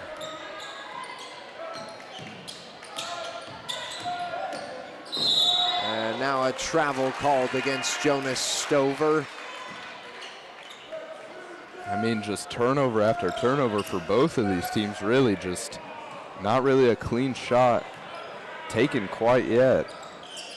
Some good defensive play by both sides, I guess you could say, as Buckingham was looking to boot up that three. Stevens now close to the perimeter, works it with Brokob.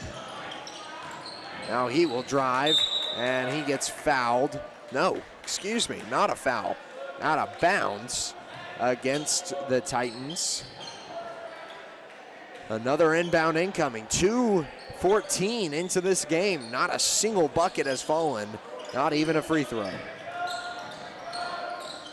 Out to Stevens, who takes the triple. There it is.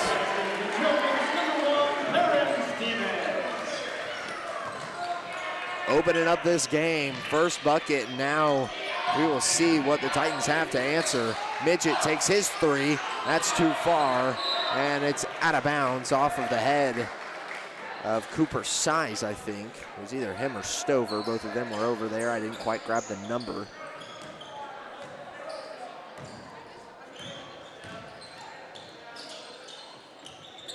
Buckingham, near the Girard logo, works it over to Stevens.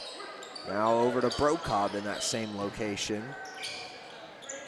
Cullen finds an open look to Brokob underneath, but just too much muscle on that from Ben Cullen. He sends a laser to the baseline. And I mean, besides that three from Perrin, just not a great offensive start for either of these teams. Work it over to Midget in the corner. And now here's Size. Up top to Tanner. He's looking to drive. Spin move. Back out. Woodcock. His transition pass out of bounds on Girard. Like the Titans will have just 10 seconds to get a shot off. 4:39 on the game clock, 10 on shot. Inbound goes to Tanner as it starts. Stover kicks out. Size with 5 seconds. He is not going to have enough time, and that will be a shot clock violation as Brokob gets down and dirty.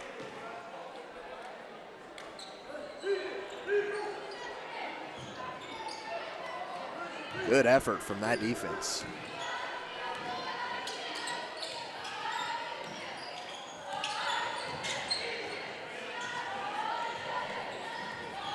Buckingham over to Stevens. Stevens now transitions it back to Buckingham on the opposite side. Cullen finds it at the elbow. Trying to work his way into the paint. Kick out, Stevens for the three. It just dances around on the basket, and Brokob gets the second chance points. Inside of 4 minutes, still no points out of this Titans team. Midget works it to Tanner. Now back to Midget. Gets it underneath. This one's tipped and received by Woodcock. Now looking to drive his Size, and he will be fouled. This like, will be on the floor. I believe they will call that on Jackson. New face on the floor, Jex Shinny. Comes in for Jet Tanner. Inbound, makes its way to Size, who can't get the two to go, And one called. This goes against Ben Cullen, I think.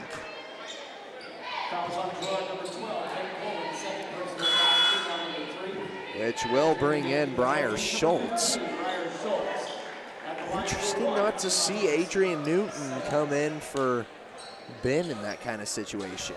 And I mean, with number 11, Jonas Stover, just being so tall, you would think that Adrian Newton would come in to kind of match that height and match that lengthiness down low. Yeah, Briar Schultz, he does have a very large wingspan, so I don't know. I haven't really acknowledged Adrian Newton's wingspan, but I'm sure he's got a sizable one as well. As this one works down to Shinny. Now to Size. It's a 5-2 game. Over to Midget, looking to drive, kicks it out. The three from Woodcock ties it up.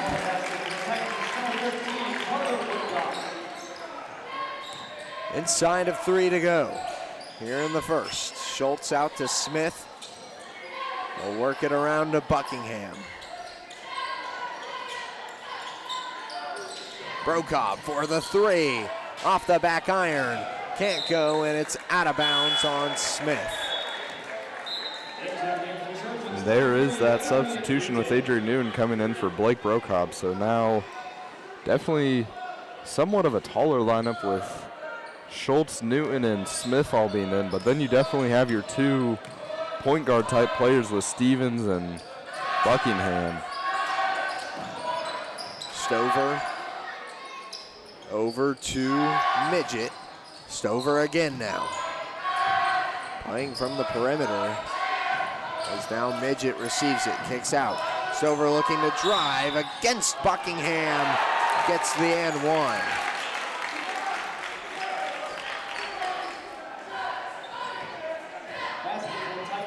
And what was a slow start for Columbus.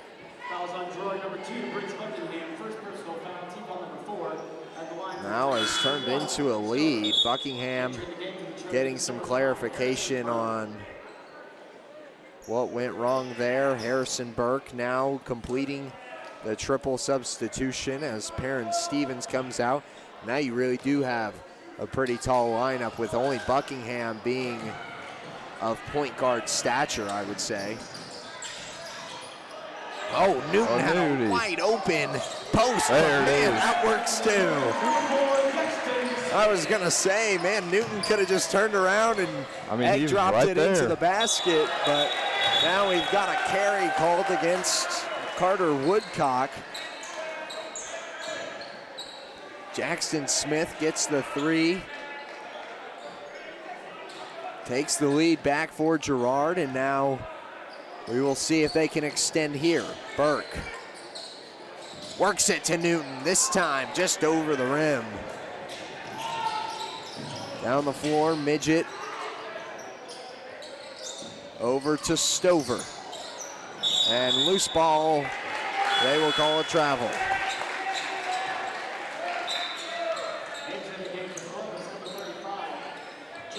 Looks like Jackson will sit, and back into the game is Blake Brokob. Yeah, so Brokob checking in quickly. The second to last to sub out, which obviously Cullen being in some slight foul trouble, you don't want him to enter the game anytime too soon. And I doubt he sees the floor for the rest of the first. Buckingham trying to use his speed to get around Woodcock. As now here's Brokob dishing it to Burke. Schultz, back out, Brokob, mid-range two is good.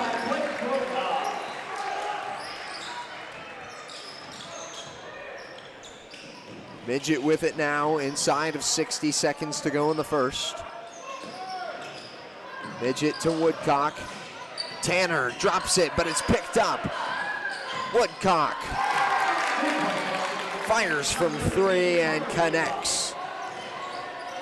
10-10 score with 40 seconds to go. Now both of these teams moving much more fluid.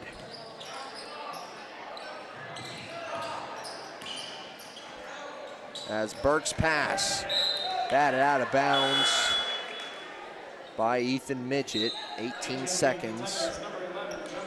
It's like Perrin will check in for Briggs, and that'll be his first time sitting this game.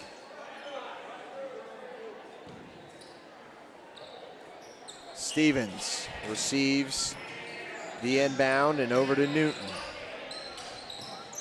Burke now with 20, 10 on the shot clock. Schultz, Newton, searching, tries to get it to Stevens. Brokob will take it into the paint, drops in the two. Good awareness from Blake Brokob, knowing how much time he had. Midget now, 1 second, gets it off. Ooh, off the inside of the rim. That would have taken the lead for Columbus as we head into the second quarter. 12-10 is the score. We'll take a break, and we'll be right back after this. Community National Bank and Trust has been serving the area for more than 30 years with a strong commitment to the highest quality leadership and banking services.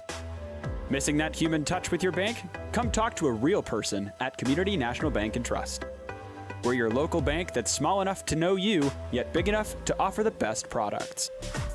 Community National Bank and Trust, federally insured, locally awesome. Member FDIC. From the phone call to the service call, Roto-Rooter is there with fast and reliable sewer and drain service. From repair and replacement to septic and grease trap pumping, Roto-Rooter is here for you. With video inspections, Roto-Rooter can identify the exact issue to get the repair done quickly and correctly. Complete sewer line repairs or replacements, Roto-Rooter has you covered. Serving Crawford, Bourbon, and Cherokee counties, Roto-Rooter, 620-231-5630.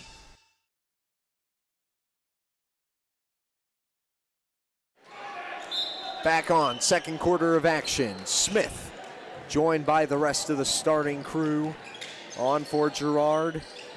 And for Columbus, it is, I believe, starters on the floor for them as well. I'll check that here in a second. Yes, it is. Cohen gets a bit of revenge here, draws a foul, and now he's headed to the line.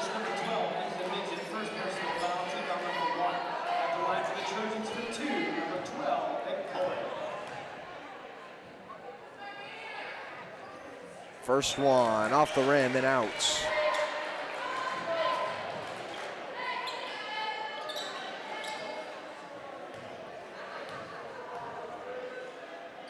Second one makes the adjustment.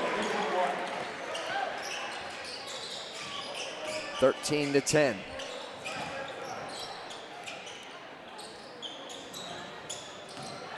And I believe that is one of, if not the first foul called against the Titans. I think it is. The Trojans had about 4 in that first quarter, so lopsided. And Buckingham, speeding his way down the floor, grabs another 2. Now starting to create some separation. We'll see if the defense can hold on. Tanner trying to work around the perimeter. Posts up against Brokob. It's off the rim and out. Brokob with the rebound, and now Cohen will take it down the floor. Accelerating to the paint. Gets fouled and one. 17-10. Cohen with a chance to make it 18. Great bucket from Ben.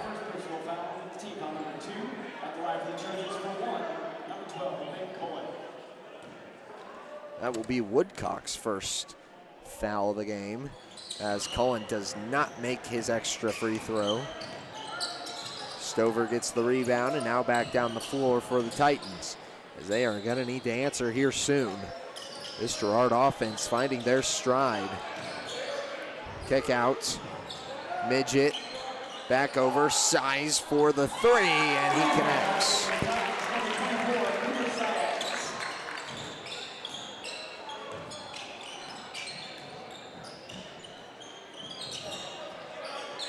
Smith to Brokob, inside Stevens, can't get it, rebounded by Tanner. And now an accelerated push down the floor. Woodcock kicks it out, Midget to size. This one's taken away, and Buckingham. Wow, he did get it. And I think I think Briggs got the turnover, and Buckingham with some great effort. just effort play. Last touched by the Titans. And now Brocobb. Oh, so close. Can't get that one to fall. That goes against Jackson Smith, and now Smith up to 2. The unfortunate part about both of those guys playing down low is how physical they're going to have to get, and already up there in the foul count.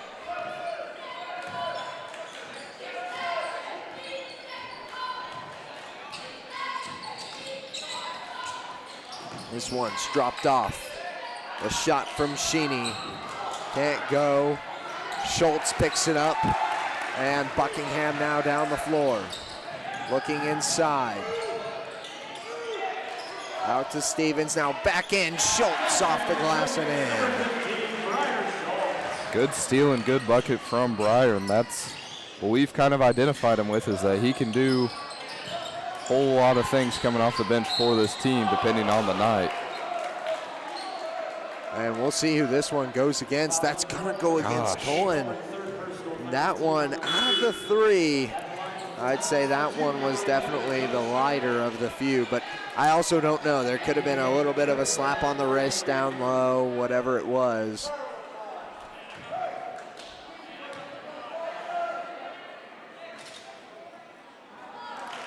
First one drops in for Jonas Stover. But so Colton and Smith now both in some kind of foul trouble. Colton at 3, Smith at 2. Stover connects 2 for 2. Brings it back to a 4-point game. So with both of those players kind of being in foul trouble so far in this first half, you would think that Adrian Newton, Breyer Schultz will be 2 of those bigger players to kind of step up along with Harrison Burke. Yeah. Well, not to mention even, I mean, I got to give credit where it's due. Perrin Stevens can kind of dive the boards a little bit every now and then as well. Buckingham, you could see him kind of get sneaky underneath and get a little bit vertical. All these guys capable of rebounding. It's just a change of plans here on both the offensive and the defensive boards. As Woodcock, a great move inside, drops it off the corner of the glass and in. Buckingham pulls up floater, in for 2. A very quick possession out of Girard. And now we've got an offensive control foul. Buckingham. Great play from Briggs, just kind of all around so far in this game. He hasn't had one of those threes that we've always identified himself with, but just the defensive efforts and then just his scoring so far has been incredible. So Woodcock gets his second.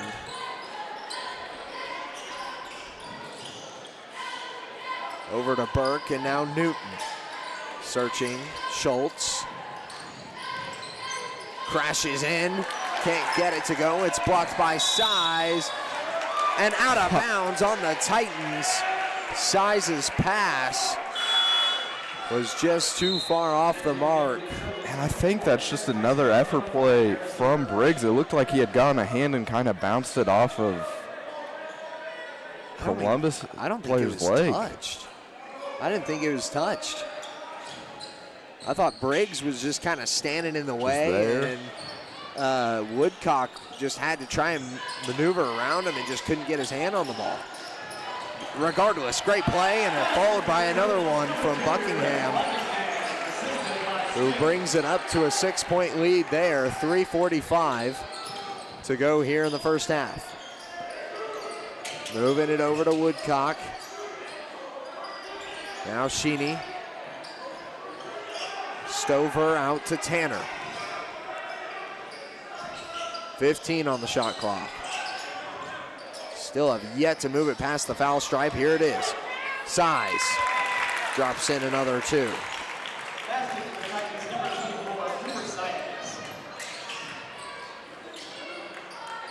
Buckingham on the perimeter.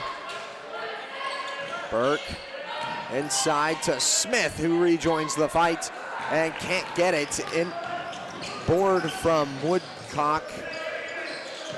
And now he works it around the perimeter. Back to Woodcock. Close side wing. Stover. Out to Tanner in the corner for three. Gets it to go. 1 point game again, as this Columbus team does not let go. I mean, this Titans team is just sticking with the Trojans and really just answering to stay just trailing barely. A good response from Jackson Smith off the rebound and put back to a 3-point game. Woodcock tries to work it inside, it's loose. Buckingham over to Burke, can't get the first. Foul, and can't get the second either. And man, two very uncharacteristic misses from Harrison Burke.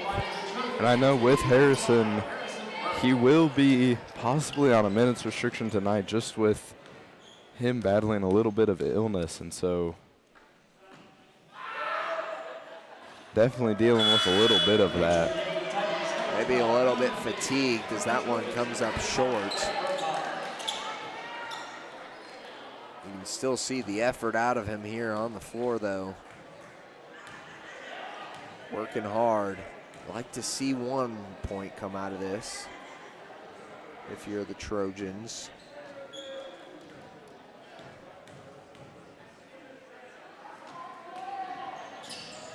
And it does. So not a completely empty possession. Not exactly the points that you would have liked, but one's better than none. Tanner moves it inside to Size, who tries for another spin move shot. This one received by Burke on the save from Sheeny. Buckingham out and around to Schultz. Back out to Brocob. Schultz, Newton, Buckingham. Takes the three.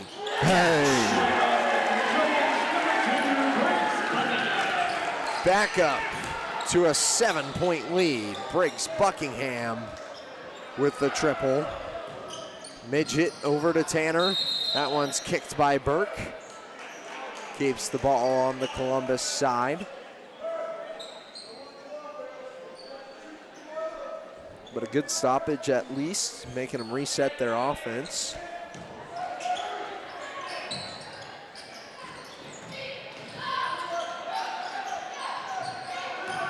Midget gives it off Shinny. Back over to Tanner. Midget tries for his shot at a triple.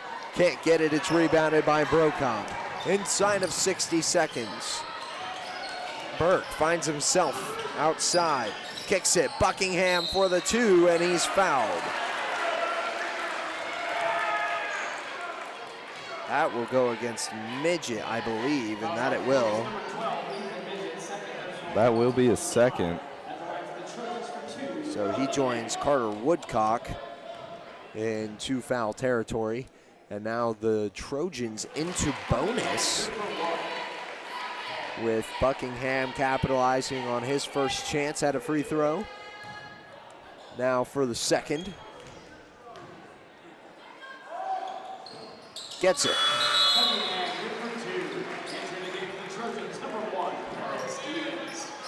9-point lead. Burke checks out for Stevens.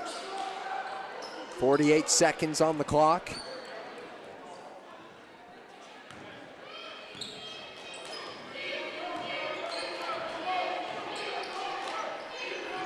Midget over to Shinny, and out of bounds on the Trojan, or no, not on the Trojans, on the Titans, sorry.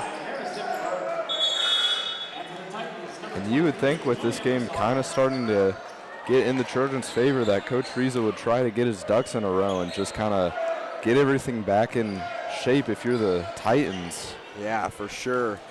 got to get some more scoring going.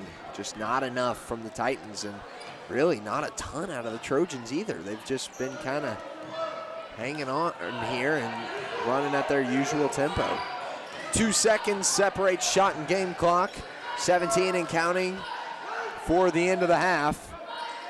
Brocobb receives it, 10 on the shot. Over to Buckingham for 3. What's the offensive foul here? It's like on Briar Schultz.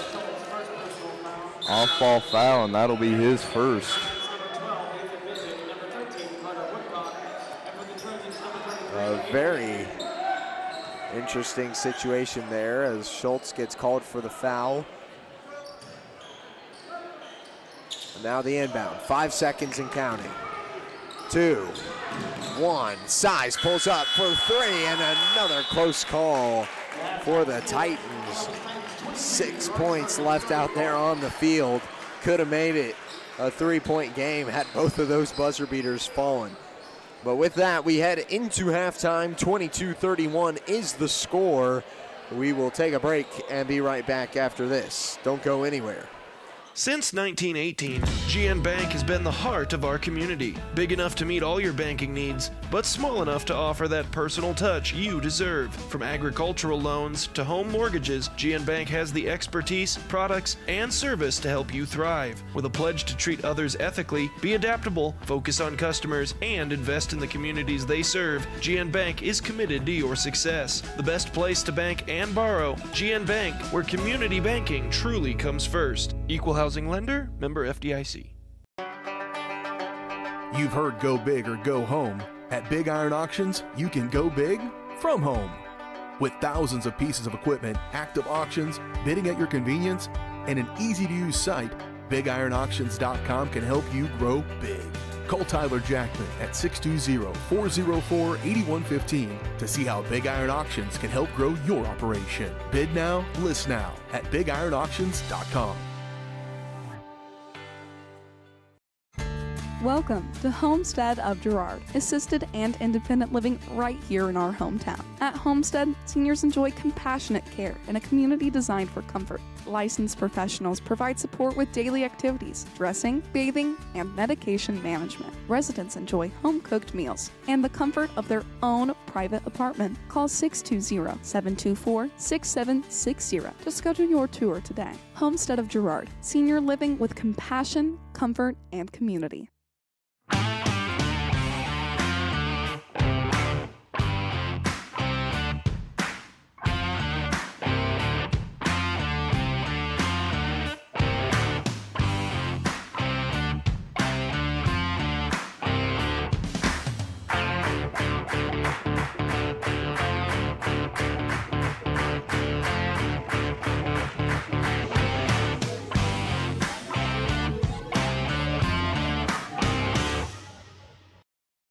At Fort Scott Community College, we understand that a scary part of figuring out your future isn't only answering the question, what should I do, but where do I belong? Maybe you belong here, preparing for a career in healthcare as part of Fort Scott Community College's nursing program. Or maybe you belong on stage as part of the Hounds band or theater department. I don't know where you've been or where you're headed, but I know we're saving a spot for you because you belong at Fort Scott Community College. Hi, do you offer insurance bundling? Enter authentication code to start transaction. Where would I get the code? Please enter code. Okay. Sometimes humans are just more helpful. Wrong. Let's talk about bundling and see if there are other ways for you to save with a super check. That sounds great. Here, take a look. Farm Bureau Financial Services. It's your future. Let's protect it. Call Judd, Lori, Ginny, or Amber in Girard today.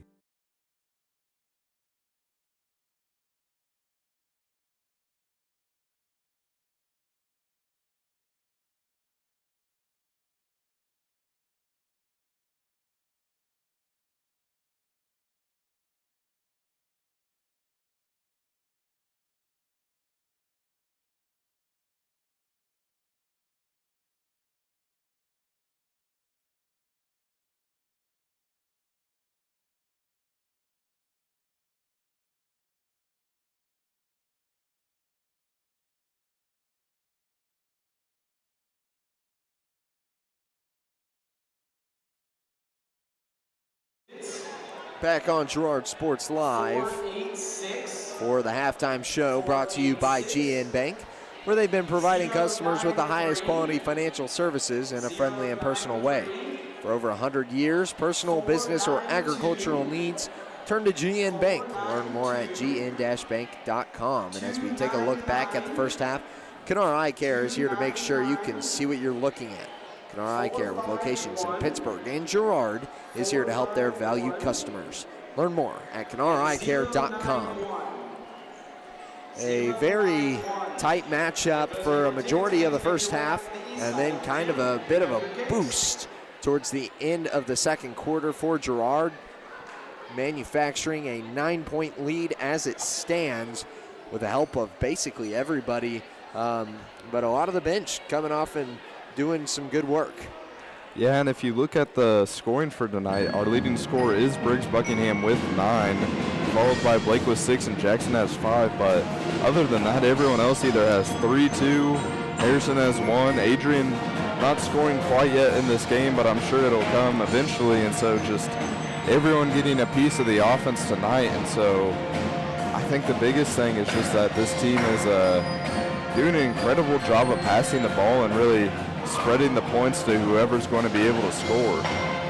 Yeah, I mean, spread the ball out has been kind of the name of the game as of recent for, I would even say, both of these teams, the girls and the boys team for Girard, as they've been very, very effective when they get that ball spread out. Obviously tonight, with an exception, Kennedy Keller. If you missed that performance, go back and watch it on Girard Sports Live. Those videos will be up pretty much as long as you want to see them. But a great performance out of her nonetheless. And like you said, just spreading the ball out. The only thing right now that I'm seeing that's kind of a bit of a problem is the foul trouble. You've got Ben Cullen sitting at 3. You've got Jackson Smith sitting at 2. You got Breyer and Buckingham sitting at 1 apiece as well.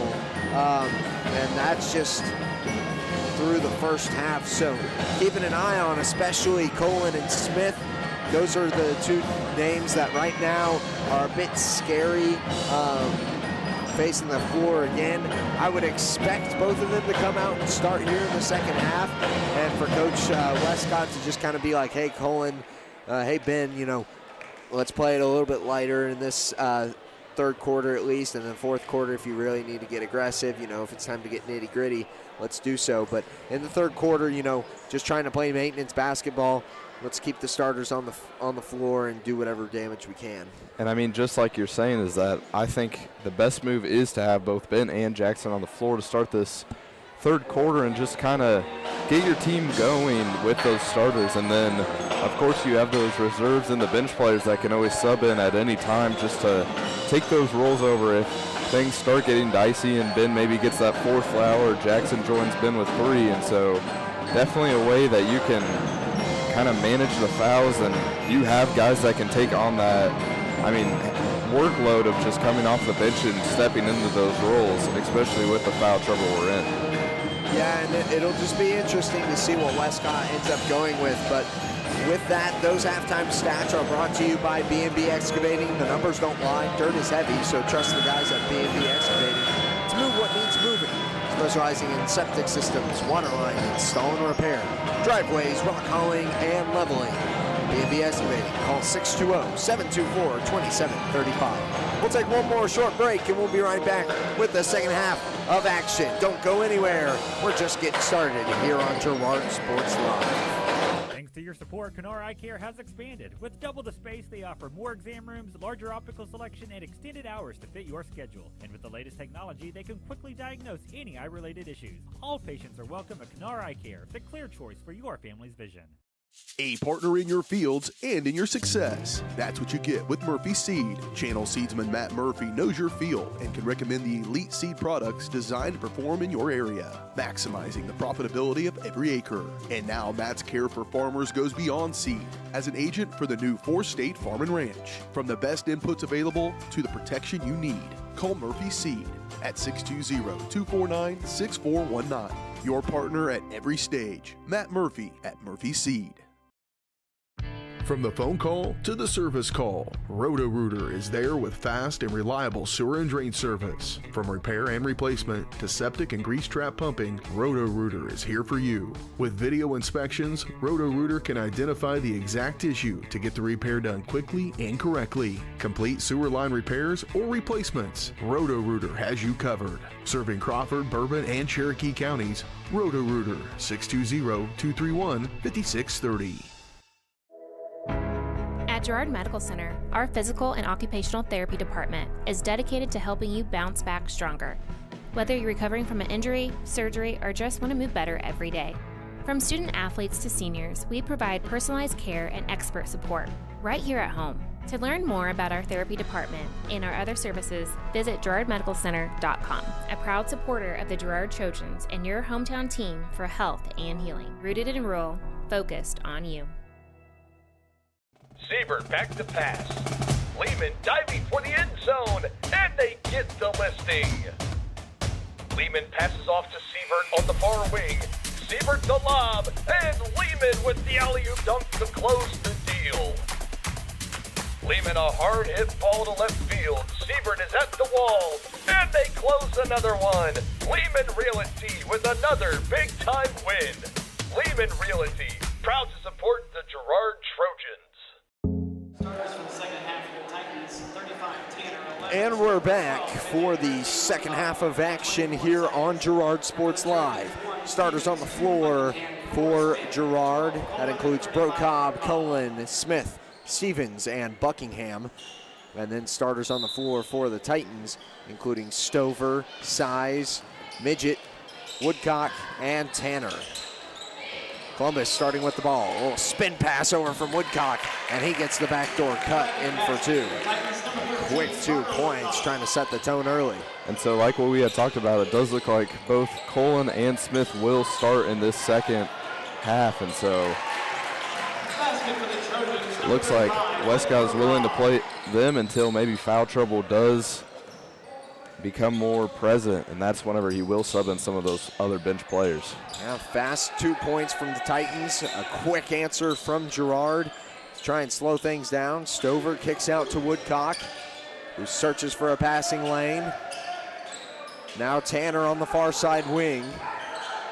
Works it in, poked out by Ben Cullen.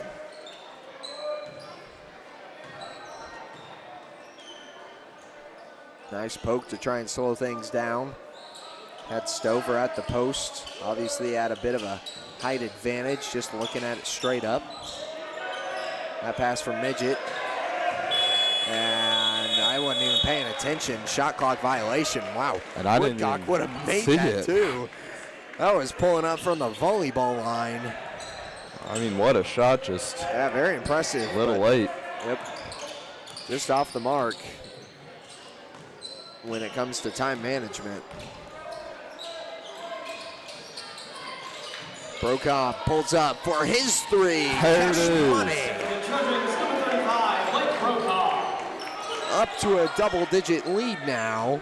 12 points is the separator. As Tanner work it around to Woodcock. Now Midget.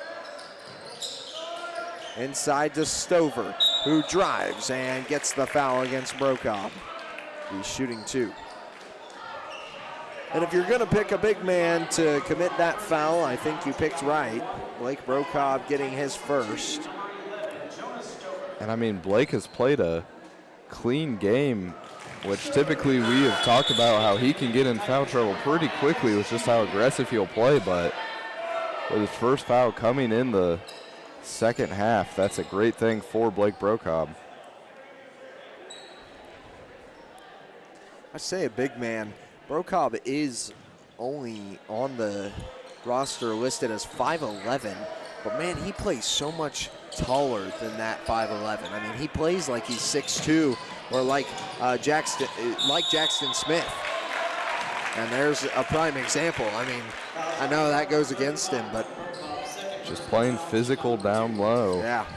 That is 2 quick fouls for Blake within a minute of each other. That puts him in a little bit of trouble, but still behind pace, so not too bad here for Brokaw if he can just find a way to slow it down. And now Smith, he's gonna get charged with a foul. That'll be his third. So Jackson will join Ben with 3 fouls. So now definitely a little bit of trouble, and fouls become a present issue. 3 team fouls as well, to keep an eye on that. But this team just getting riddled. 3 specific players, that's Brokaw, Cullen, and Smith, who are on the struggle bus when it comes to playing clean.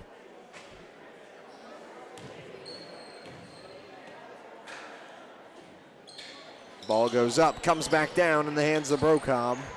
0 for 2 on that visit from Cooper Size. And now here's Cullen trying to step back out to the perimeter. So they work it to the corner with Smith.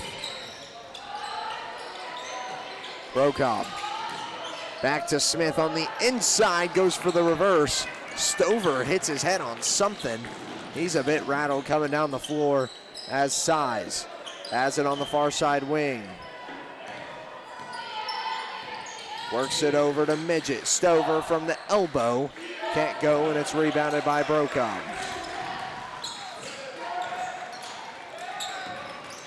Smith, Brokaw looking to drive. It's loose and into the hands of Carter Woodcock, who speeds his way down the floor. And a jump ball called. Jackson Smith would have been out of bounds on him. Well, that's a quick one, but you'll take it if you're the Trojans.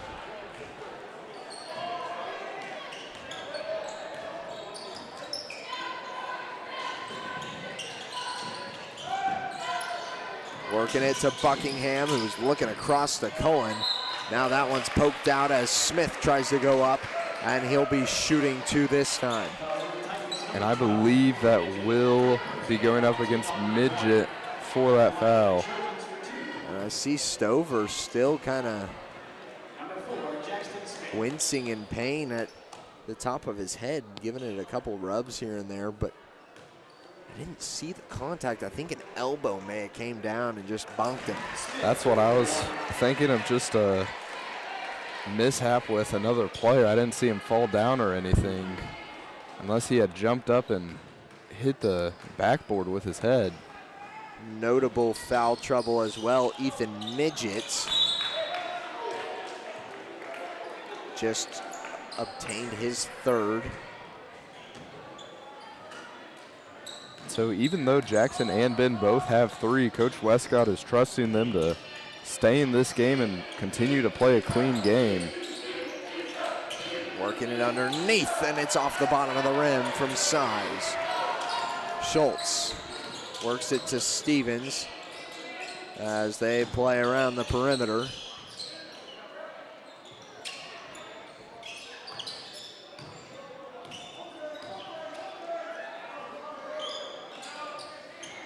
Stevens poked away by Tanner. Out of bounds. 14 on the shot clock, 4:21 on the game clock as Adrian Newton checks in for Jackson Smith, Harrison Burke for Ben Cullen. So getting those guys a rest as well as just kind of keep them out of trouble here.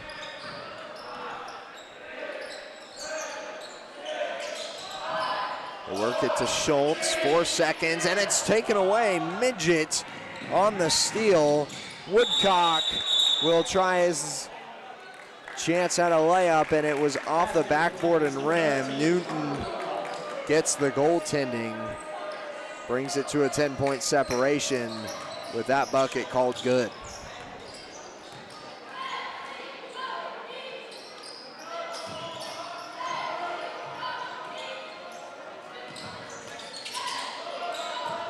Brokaw to Stevens. Inside to Burke. Back out. Newton for 3. There it is. Oh, no, excuse me. It's called a 2. Oh. Unfortunate for Adrian Newton. Toe must have been on the line.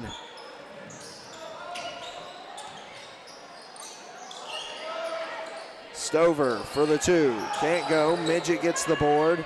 puts it back up, can't go as well. Both of those well off the mark there from the Titans. Buckingham gets the driving lane. Through the towers underneath. And drops in another 2. Back up to a 14-point lead. Coach Risa wants a full timeout as we take a moment to acknowledge our other timeout sponsor, which is brought to you by Salon 214. Now open at 107 North Ozark in Girard. Take a timeout to pamper yourself with Vanessa and her team. That's Salon 214. And take a timeout to check out Salon 214 on Facebook. 27-41. Girard still keeping a nice pace on offense, putting up a good fight defensively as well as they continue to grow this lead from quarter to quarter. Yeah, and I think the biggest thing is just that this Trojan team is continuing to play that good defense, and then their scoring has really, you don't want to say picked up, but it hasn't really slowed down. And so just managing to continue that steady amount of points while also playing good defense has really resulted in this team being up by, so much and continuing to stay up by double digits. Based on who is sitting on the bench there for Girard and who's headed out onto the floor now, we've got a couple substitutions. Jackson Smith and Blake Brokob coming back in. Briggs, Buckingham, and Perrin Stevens take a seat on the bench for the moment, as it looks like starters remain on the floor for the Titans. Foul called and one on Cooper Size. Looks like that's going to be called on, looks like Adrian Newton. Gets his first. And the fourth team foul, which puts Columbus in bonus. Newton trying to gather the rebound, and it's taken away by Stover. Nice break here for the Titans. We'll see what they can do with the bonus possession. Stover kicks out. Midget for the 3, can't get it to go. It's rebounded by Woodcock, out to Tanner. Step back, keeping it on the perimeter as here's Size. Back out to Woodcock for the 3, well short. Schultz catches a man tripping, and that pass inside taken away. It was poked out by Woodcock. Stover hits the floor. Midget picks up the ball. Inside to Stover on the paint, and he gets that one to fall. And with that, the lead is now just to 10.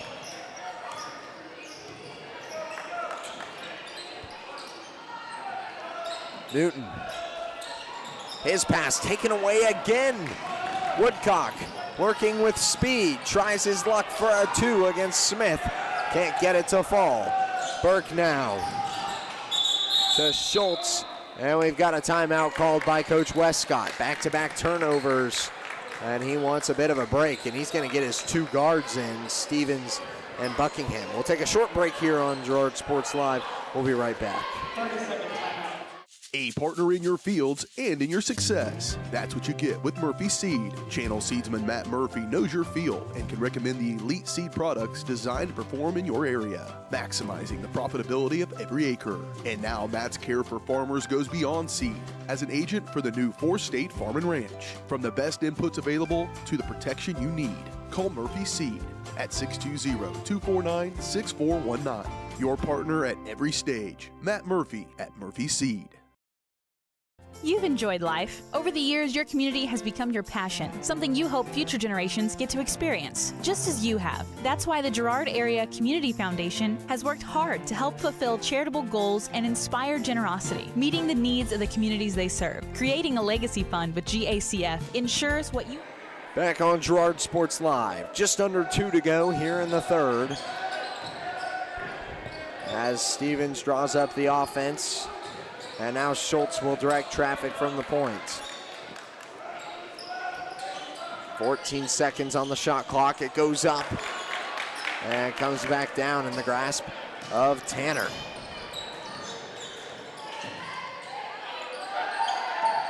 Tanner kicks out to Woodcock. Over to Midget, now back around, Tanner on the perimeter, looking to drive. Hands off to Size, it goes in between his legs. And Briar Schultz forces the jump ball there on the floor. I don't even think Tanner really had a hand on it there, but from the perspective of the officials, two players pressed against the ball, probably tough to tell. I mean, just a quick jump ball. Looks like Midget's calling for on the backside, and with those jerseys, he looks like a orange billboard, just kind of like trying to catch your attention, trying to get any notice he can. They will say there is 1 second on the shot clock here, 49 on the game clock for Columbus. It was tipped out of bounds by Girard. So now they will draw something up here. Let's try and get a quick shot off. This one does hit the rim, and they get the rebound. Stover with the putback. Can't get it to go either. It's stripped away by Brocob into the hands of Buckingham. Schultz, they work it to the elbow with Buckingham. It's poked out. Another turnover, and a jump ball forced will stay with Girard. Man, Girard having a tough time on offense as of these last few possessions. And I mean, with that jump ball, that's now Briar's third jump ball in a row. So really just the only Trojan that's jumping on him, but he's been good about it. And Brocob gets fouled on his way up for two. That is Midget's fourth, which will put him in immediate foul trouble. 21 seconds remaining here in the third. First one's off the mark from Brocob. Looks like Adrian Newton will check in, and Ben Cullen will take a seat. Brokob's second does not go either. It's off the hands of Schultz and into those of the Titans. 15 on the game clock. Tanner throws it over the top to Size, back out to Woodcock. 5 seconds. Tanner steps to the side, fires from three, can't get it. The putback is in, and at the buzzer for Cheney. That will wrap up the third quarter. Girard on a bit of a scoring drought here as we head into the fourth. 8 minutes to play remaining in this boys game. From the phone call to the service call, Roto-Rooter is there with fast and reliable sewer and drain service. From repair and replacement to septic and grease trap pumping, Roto-Rooter is here for you. With video inspections, Roto-Rooter can identify the exact issue to get the repair done quickly and correctly. Complete sewer line repairs or replacements, Roto-Rooter has you covered. Serving Crawford, Bourbon, and Cherokee counties, Roto-Rooter, 620-231-5630. Prairie Mission Retirement Village. People caring about people in the loving spirit of Christ. Spacious apartments made to feel like home, and a loving, caring, experienced staff. That's the Prairie Mission difference. A continuing retirement community promoting person-centered care with an on-site clinic from Labette Health and offering independent living apartments, assisted living, and long-term care, all with the respect and care our loved ones deserve. Prairie Mission Retirement Village, St. Paul, 620-449-2400. Thanks to your support, Kenora Eye Care has expanded. With double the space, they offer more exam. Back to Girard Sports Live. It's a single-digit lead. What was once 14, now down to 8 here for the Titans, who are trying to battle their way back into this one. Woodcock fires from three and makes it, knocking it down to a 5-point lead now as Buckingham takes it down the floor.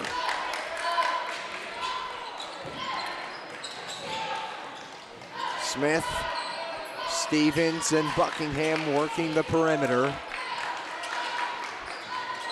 Cullen now looking for an inside pass. Out to Stevens. for the three. There it is. Connects.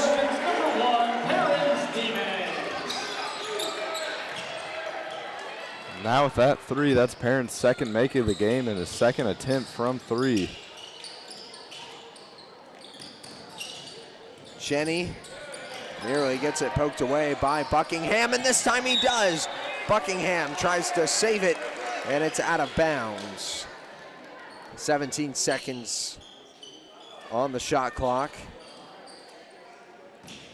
Tanner on the inbound. Gets it into Woodcock. Scanning. Trapped by Stevens, and now Stover receives it. Timeout called by Coach Risa of the Titans. 6:49 to go. We'll take a break. We'll be right back.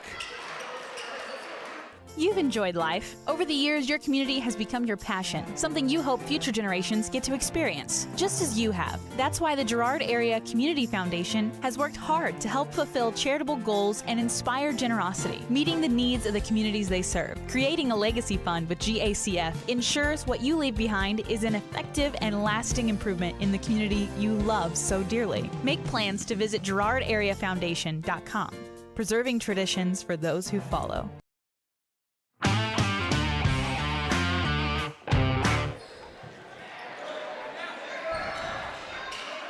Back up to an 8-point lead after the Stevens three. Girard applying a lot of pressure here on defense, playing very tight on the guards of the Titans. Tanner gets it into Jenny. Now over to Size with 7 on the shot clock. Over to Tanner now, 3 seconds and counting. Tanner is not gonna get it off in time. Unaware of the shot clock. That is the second or third time. I think it's the third, and I think the Trojans are doing an incredible job of just forcing that shot clock turnover. Poking the ball out of bounds. Getting the quick violations. Stopping it at awkward times. It's been to their benefit. And that gets Coach Westcott fired up too. He's happy with that performance.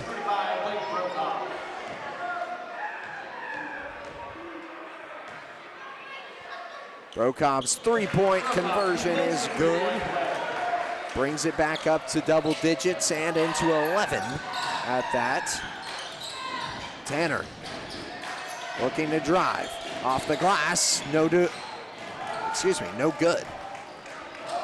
That pass way off the mark. And out of bounds over the head of Buckingham.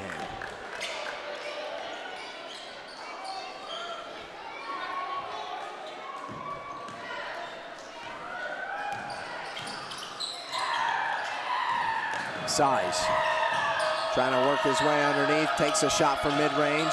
Stover gets the charge. Cohen wears it on his chest. Good job of taking that contact if you're Ben Colin.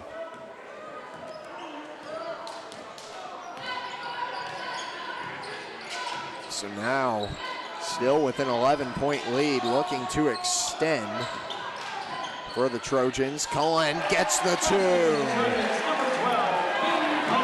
And another turnover. Stover frustrated with the make and does not pay attention on the inbound, letting the emotions get the best of him there for a moment. And now we've got a foul. This one, we'll see who it goes against. Fouls on Girard number 12, Big fourth personal foul, team number 1. Entering the game for number 12, Ethan Midget. And for the Trojans, number 15. Looks like for Girard, it looks like Briar Schultz will come in for Ben Colin. For Columbus, Midget checks back in, and he is their player with 4 fouls. Yeah. He takes an early three, swirls out, rebound Schultz. We saw this substitution, Schultz for Cullen, there in the first quarter when Cullen initially got in some foul trouble. Now we're seeing it again. Buckingham! Talk about seeing something again. Another three from the point guard. Size wheels his way around the perimeter, and we've got a foul called on the floor. This goes against Briggs Buckingham. I think that's just an unfortunate foul for Briggs. He kind of just seemed to be standing there. And Stover kind of went over the top, tried to grab that one, and got called for, I think it's called leverage or something. I don't know the exact term, but it's whenever the player goes underneath the opposing player trying to rebound the ball, basically sweeping their legs. Midget drives. Ooh, Burke wore that one. I was about to say, it's about time Harrison Burke got a control foul. He tried to get one there, gets the rebound instead.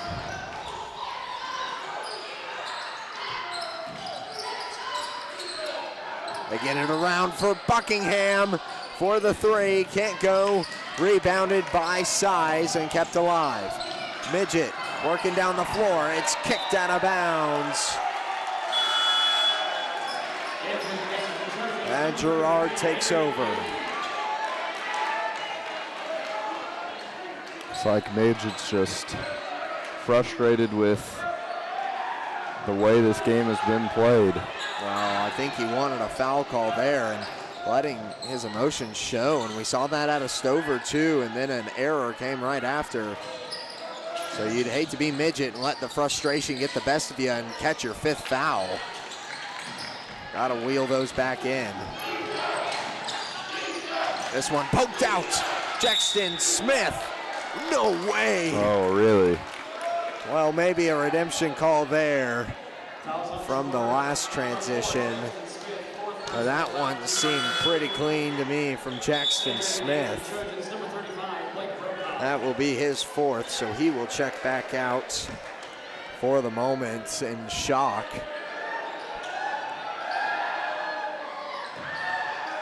(52-36), a 16-point lead.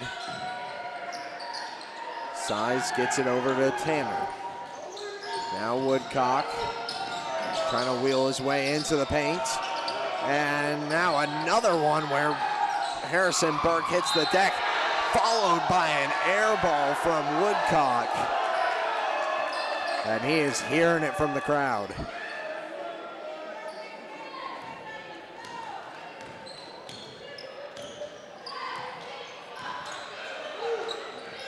Burke fires it inside to Newton. Now Schultz pulls up mid-range two. Trying to get this one up to a 20-point lead with just over 3 minutes to go, and now Schultz will get called for a foul, reaching over the top of Stover.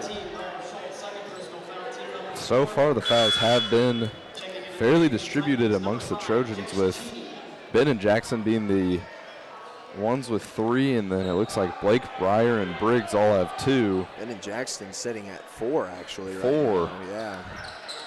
So that's the reason you see them on the bench right now. Brocob gets up and picks it off, and Buckingham down the floor gets fouled. This goes against Woodcock, which will be his third. A great effort from Brocob, playing a bit of defensive back there, making the play on the ball. Buckingham's first just dances in.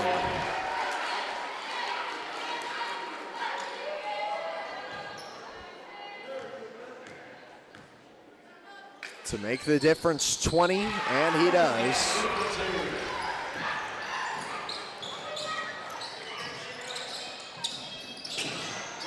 Tanner trying to work underneath, gets fouled by Brocob. That'll be Brocob's third. That will be free throws for the Titans. So shooting 2 is Jet Tanner.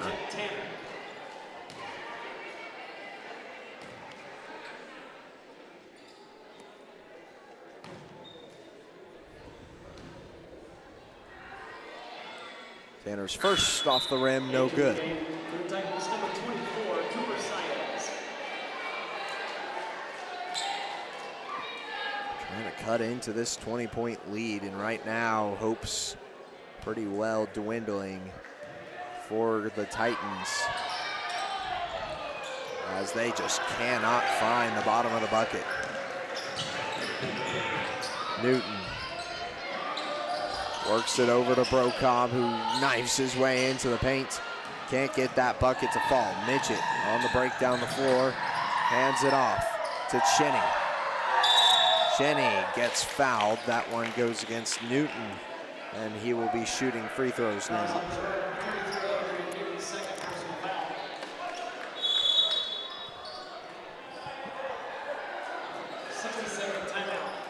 Yeah, we've got a timeout on the floor, so we will take a break. We'll be right back after this.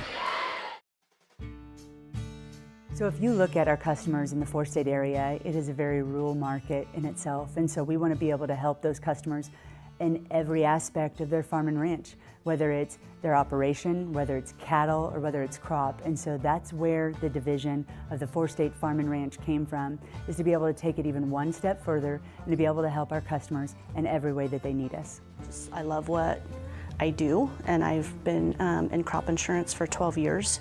And I've loved building those relationships and servicing the farmers and ranchers that I've grown up around my whole life. And now I'm very excited to be able to provide those services outside of just this Southeast Kansas area. What they can expect from the Farm and Ranch Division is... And we're back. Jex Cheney gets the first to fall. Starts to cut into this 20-point lead here. And gets the second as well. 18 points is what Columbus will need to tie this game up 18 straight. And I don't believe that they are really going to be pressing the narrative to make that happen, with Girard sponging up shot clock and game clock, with Buckingham trying to drive, hands it back out to Burke.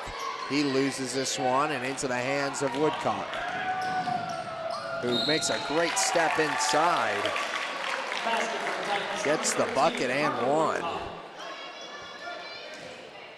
Fouls on Girard, number 5, Harrison Burke, first personal foul. At the line, Titans for 1, 13 Carter Woodcock. Burke called for his first foul. Smith will come in for Harrison Burke. Surprised not to see Cullen come back in, but maybe just trying to give Burke a rest more than anything. As Woodcock capitalizes. 15-point lead here for Girard. Brokob works it under to Buckingham. Back out and around. Brokob pulls up, gets it to fall.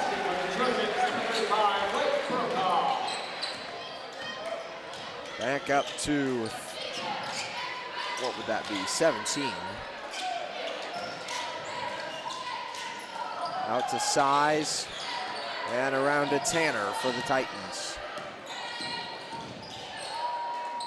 And as we come into the final minute 30, both teams fighting for the ball under the basket. Girard cleaning some things up here at the end of the game. Looking forward to Riverton later on this week. Caleb, got any analysis on what you'd like to see in that game? And obviously we'll be asking Westcott after this one to see what he thinks about taking on the Rams once again. And I think the biggest thing for that Riverton game is just you got to make sure that you can get back what you had lost, and a lot of that was coming with the rebounding and those second chance opportunities that you didn't necessarily see from this Girard team. We'll see a full court clear for the Trojans. Coming on will be Quentin Bruning, followed by Ryder Lehman, Brody Brunk, Camden Gilmore, and Sutton Gordon.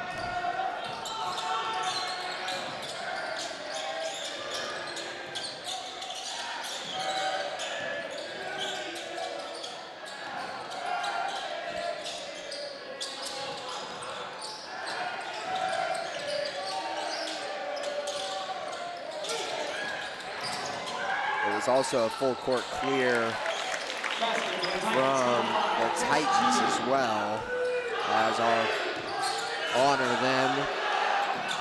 Cooper Reed coming onto the floor, followed by Julian Basari, Jex Cheney,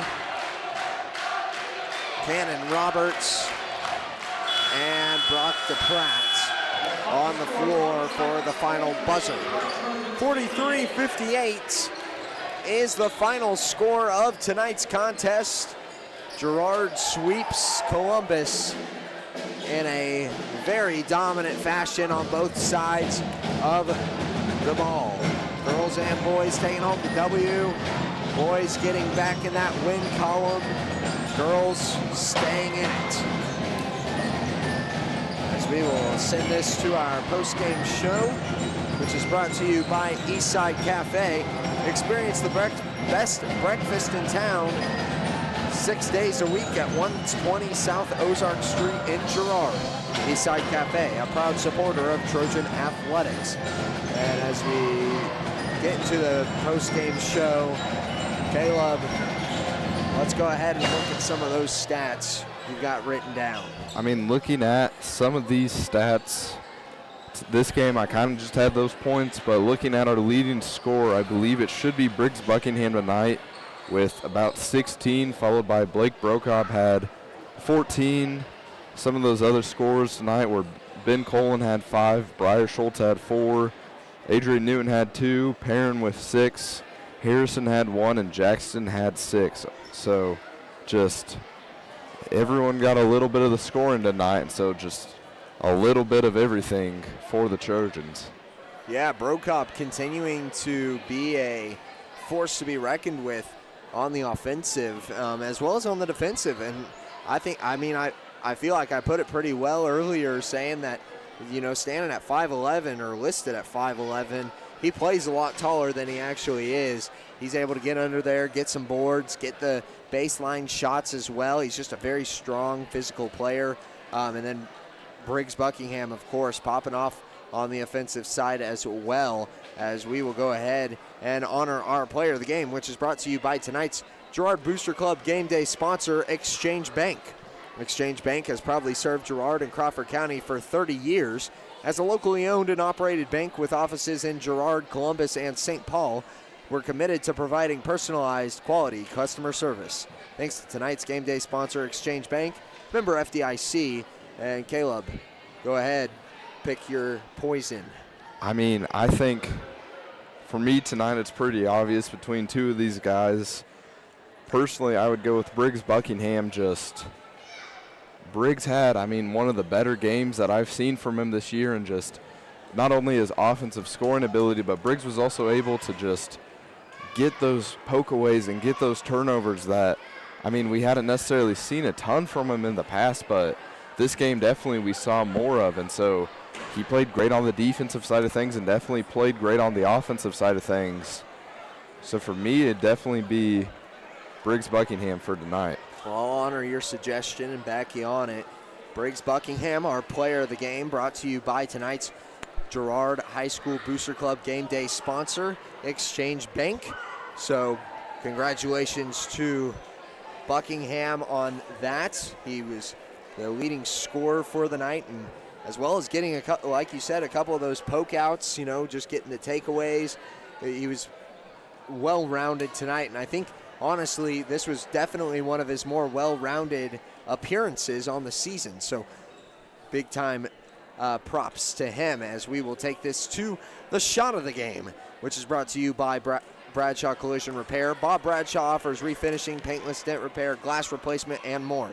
Let Bradshaw Collision Repair get you back in the game. Call 620-724-00 7,300. And Caleb, got any recommendations for that? I think the biggest shot that I can really remember tonight would be either the and one opportunities for both Jackson and Blake there towards the end where they were fouled while in the act of shooting, got those and ones. And I think for me, I'd probably go with Jackson's just because late game, I mean, whenever you thought if you're the Columbus Titans, you're kind of starting to come back, Jackson was able to really get the bucket in there and then get that extra opportunity at the free throw line. And so for me, I think just the biggest, most notable shot would definitely come from Jackson Smith tonight. And I will honor that as well. Jackson Smith receiving the Bradshaw Collision Repair shot of the game. A very physical one tonight. Lots of fouls that we saw throughout all 4 quarters. But once again, Girard comes away with the win, as we will wait just a moment for Coach Westcott to get up here for the post-game coaches interview, which is brought to you by Community National Bank and Trust, serving the area for 30 years. Stop in soon to pick up your very own Girard Trojan Instant Issue Mascot Debit Card. Community National Bank and Trust is a proud supporter of Girard Schools. Learn more online at mybankcnb.com. We will... Any last comments out of you, Caleb, that you would like to bring up about both of these games or just one player in specific? I mean, I just think great wins facing off against these Columbus Titans, and the biggest thing is just get rolling and let's get a good win on Friday against that tougher Riverton team. Yeah, and Girard getting to stay at home as well, so they're going to be hosting the Riverton Rams, as both teams really, I think, have a good chance to take down the victory. The Trojans on the boys' side advanced to 9-8 with that win, so a big one to put them over the 500 hump, as we've got Coach Westcott approaching now. So we will go ahead and transition to that coach's interview with Coach Westcott. You think BJ would spare for another headset, but I don't know. I don't know. Well, we've got Coach Westcott on for Girard Sports Live. Coach, once again, congratulations on the victory tonight. Another home win, as you've got another home game coming up on Friday with Riverton. Is there anything that you're specifically game planning that you've gotten to see for that team? Well, we haven't looked at them for a while. Just been kind of thinking about this, and we knew they're much improved, so they had a nice team, and they're doing some good things with their guys. We let some kids get loose on us time tonight. We knew 13 could shoot it. I think he had 3 trays that we've got to do a better job of being able to lock down what they do well. So, but we made enough plays down the stretch here this evening that we were able to come out on top on this one. But, in a close game, that's not going to work. So, looking ahead to Riverton, it was overtime last time. We felt like we kind of let them back in the game there late, and they probably feel like they let one slip away because, we were fortunate to come out of there with a W the last time. So, they like to go up and down. They got a lot of kids that can shoot the ball, and they shoot it extremely well. So they had Colgan tonight. We'll get some film, and we'll see how they did this evening. But, they got a good team. We'll have to come ready to play, and we're fighting a little flu bug right now, so hopefully we can get over that and be at full strength on Friday night. Well, you've got 2 high scores tonight, Brocob and Buckingham. Briggs obviously playing from all over the floor tonight. I said I thought it was one of his best all-around performances, being able to get into the paint, lay some in, get some from outside, as well as getting the poke-outs on defense. Is there anything else that you noticed out of either of those 2 players that really kind of, I guess, not surprised but impressed you tonight? Well, they play hard. Briggs is all over the floor, plays hard, and we just got to make sure we're playing smart all the time. And those are things we're learning. I thought Blake pulled it out there late when he had an opportunity to probably drive, which is a good thing. We talked about, hey, we're up 20 here with 2.5 minutes left. Let's run a little clock, and he did that. So that's good to see. I think we're growing. We're getting better. I thought Briar come in, give us some good minutes tonight off the bench. Played big inside, and I just want our guys to keep going. I mean, we're all right now. We're at that 6'2" range, and if we could all grow a couple more inches here in the next year, it's going to make it tough on some teams. But, I like where we're at right now. Well, I say that. I wish we were playing better right now, but we're on the right path. We just got to keep plugging away and see where we go from here. Yeah, and just last question here, Coach, is I noticed there towards the end of the game a couple of guys getting into foul trouble. Is there anything that you change up in the scheme when those guys start to get into foul trouble and they come back in the fourth that maybe causes them to lay off a little bit, or do you just keep them in at 100%? Well, we come out in the zone in the third quarter just because of the foul trouble and played the zone for the whole third quarter just to try to save some reaching and some things like that we weren't doing a good job of moving our feet and getting ourselves in a bad position. But, fourth quarter we were able to come out and play man-to-man like we wanted to do and, make it a little tougher on them. So just got to keep getting after it, stay healthy or get healthy, and we'll see where we're at Friday when we get to tip it up. We don't have many more left here. We're only guaranteed 2 more home games. I think we got this one, and who we got next week? Maybe Baxter. Yeah, you got Baxter away, and then I think you're hosting Okay, Colgan, that's right. We got Colgan. For your regular Riverton season. at home Friday, and then Colgan at the end of the season here at home. And then, right now we're kind of at that 500 mark where we could travel, we could be at home. We don't know yet on that first round. So everyone's important. We're going to try to do what we can to see if we can get us a home game here that first round, and then we'll see what happens. But that's still, it's not that far down the road, but we got a bunch of games between now and then that could definitely make a difference on where we're at. So we got to take it more at a time and come out and play our best Friday night. Well, once again, Coach, congratulations on the win. Tell your guys to get healthy tonight. Will do. And we will see you against Riverton here on Friday. Thanks, that guys. will do it here for us on Girard Sports Live. Caleb, any final comments here, as I believe you've got a little something to say? I have one last thing to say, and that is one shout out to the After Prom Committee, and that will be just one thing for the bingo night that we are doing. And so that is, are you looking for a winning way to support our high school juniors and seniors? If you are feeling lucky, you can head to St. Michael's Catholic Hall on February 24th, starting at 6:30. The Girard After Prom Committee is hosting a bingo night fundraiser featuring a silent auction and concessions. Every dollar raised helps provide a safe, fun, and drug-free party for our high schoolers after prom. All are welcome. Help us make this year's After Prom a success. See you on February 21st at the Catholic Hall. And that will be it for Girard Sports Live tonight as we wrap up here. Once again, thank you for watching. We hope you all have a great night, and we will see you next time.